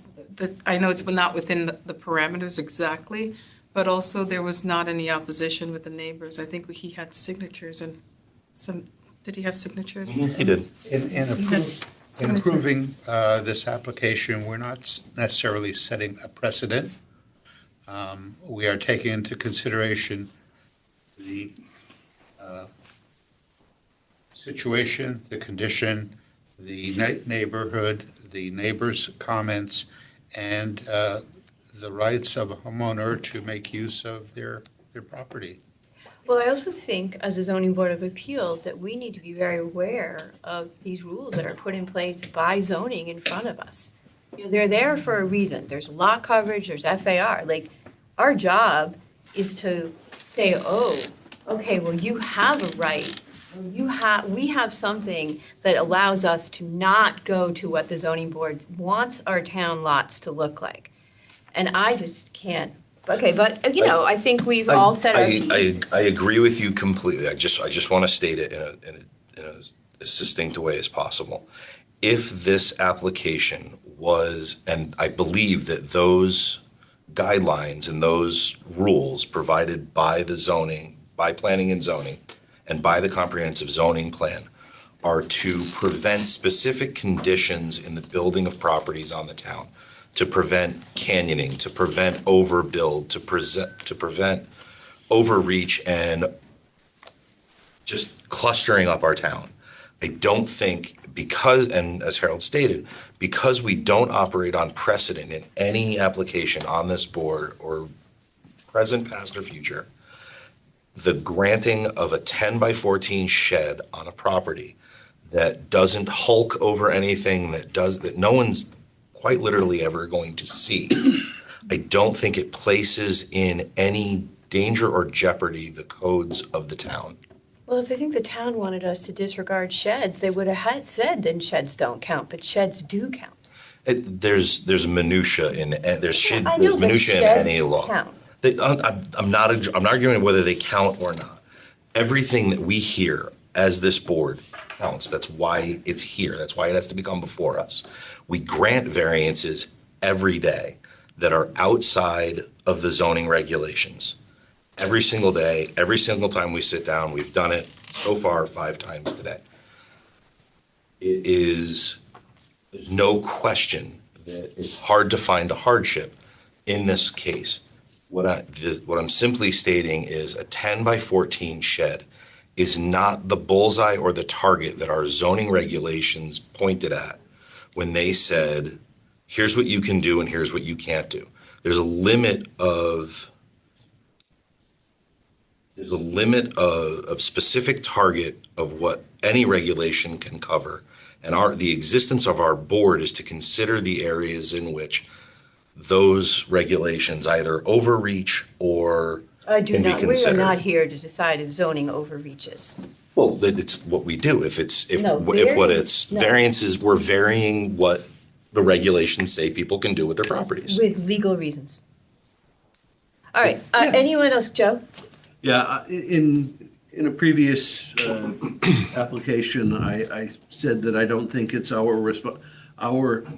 don't think we have the authority to create variances, to create nonconformities. And we're taking a perfectly conforming situation and creating a nonconformity by exceeding the regulations. And I don't see that that's the case. In every other application, there are issues about the property that make it a nonconformity, or in a flood zone, or they're part of the land can't be included. There are all sorts of issues, and in this one, I don't see a hook to hook a variance on.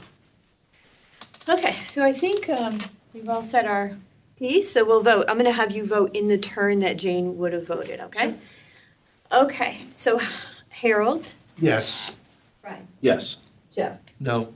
Elise? Yes. Okay, and I'm also no. That variance is not approved. Okay, we are going to move on to, thank you, Elise. Number 7, which is 34, am I right? We're on number 7? Yes. Okay. 34 Concord Street. They're looking to rebuild an existing deck and convert it to a screened porch. Can I have a motion to approve? So moved. Brian, and a second. Second. Okay, Joe seconds. Discussion. So this is the property that has only a specific portion of the lot that can be used. The lot itself was compliant, but once you look at the loss to the high tide line, they're at 5,000 square foot lot where 9,000 was required. So there's their hardship. I don't think they're asking for anything out of line. Anyone else? Any other discussion on this item? It's an undersized lot. Okay, I think we can vote. Harold? Yes. Brian? Yes. Joe? Yes. Jane? Yes. And I am a yes. That variance is approved. Number 8 is 328 Sasko Hill Road. They're looking to construct a second floor to an accessory structure and convert to an accessory dwelling unit. Can I have a motion to approve? So moved. Jane seconds. Okay. Discussion. Well, there's no change in dimensions of the setbacks, so why not? What is the hardship? That's my question. It's a non-conforming. It's a pre-existing non-conforming structure. Right, so it's a pre-existing non-conforming structure that they're actually not making more non-conforming. There's no Because- exacerbation. Right. Just want to get it. Yeah, okay, thank you. I have to say it. Okay, if there's any other discussion? Okay, we will go to a vote. Harold? Yes. Brian? Yes. Joe? Yes. Jane? Yes. And I'm also a yes, that is approved. Okay, number 9, 333 Roland Road. They're looking to rebuild the existing, permission to rebuild the existing garage and add a multi-floor purpose room to a second floor. And I should note, they're rebuilding it and making it larger. Okay, motion to approve. So moved. And a second. Jane Jane, discussion. I don't think you are entitled to recoup what you had to fill in, because that was voluntary. That was a self-created so-called hardship that they had to fill it in, because they chose to do interior renovations to the house, which brought it over the threshold for substantial improvement, which triggered the need to make the whole house FEMA compliant. That's a great thing that they did, but it doesn't, doesn't give you license to ask for that back. And it's a beautiful new building that, put it through the Xerox machine at 97%, you'll get it to the right size. So I would say that, number one, the interior structure, the way the architect pointed it out, that cruciform kind of deal with the 5'2" kind of puts a little bit of a hindrance on what they can do with the interior space and the way that they designed it.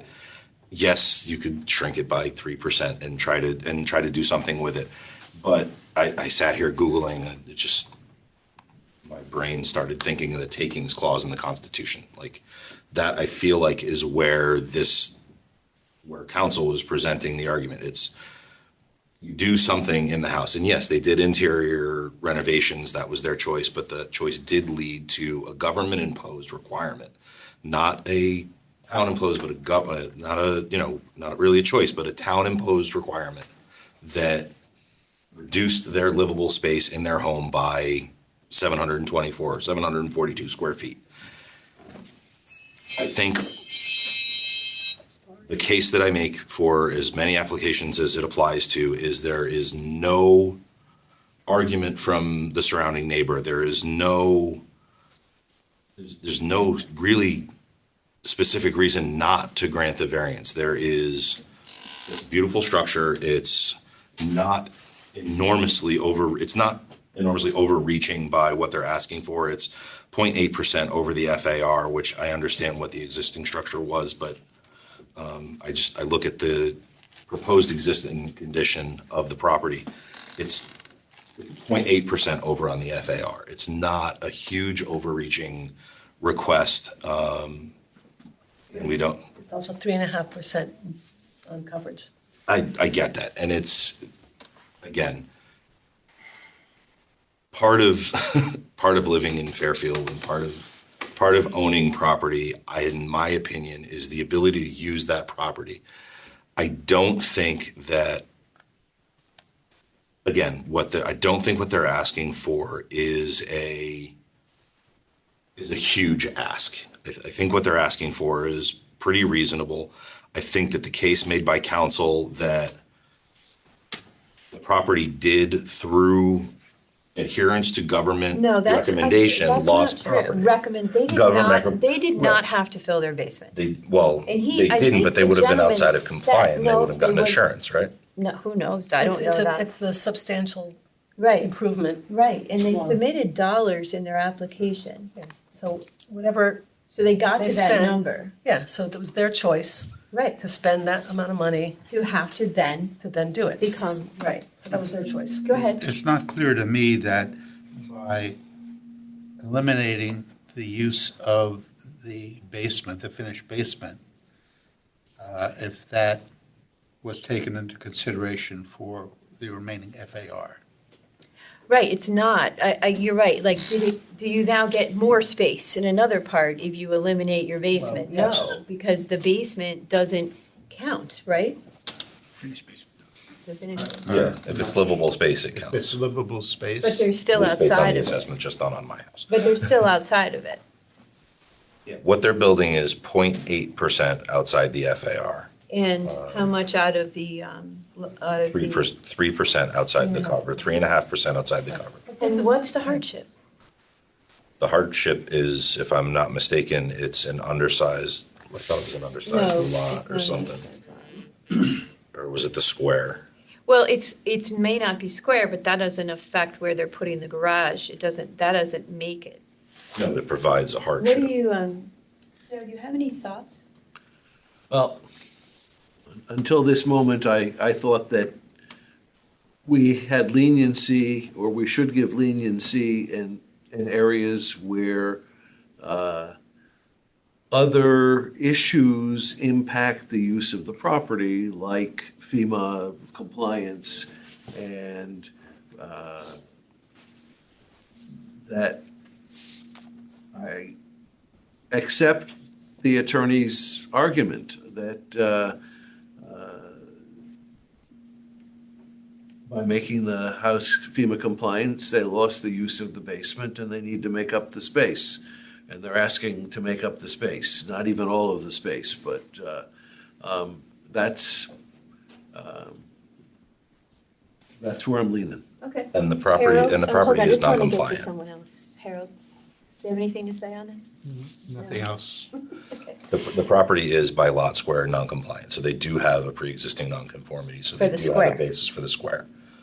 But the square doesn't, the square isn't affecting it. They're not looking for that. They're No, looking but the for lot square- coverage, but the right. square usually affects sideline setbacks. It usually does, Yes. but it gives them a basis of hardship for the, But the basis of hardship has to affect what they're asking for. no, it doesn't. It Yes, has it to, does. no, it only has to have the property only has to be non-conforming. Anyways, okay, so we're gonna vote. Okay, Harold? Yes. Yes. Joe? Yes. Jane? No. And I'm a yes. That application is approved.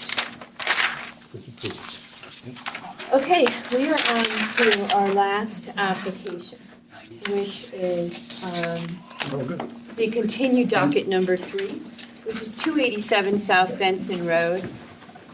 They are looking for permission to remove a portion of the second floor and construct a second floor addition in its place.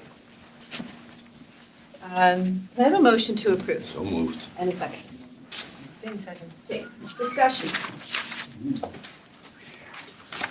Oh, this one is one where I'll get to the hardship in a second, but I know that they went back and they worked with the neighbors in order to improve their plan, hence the continuance.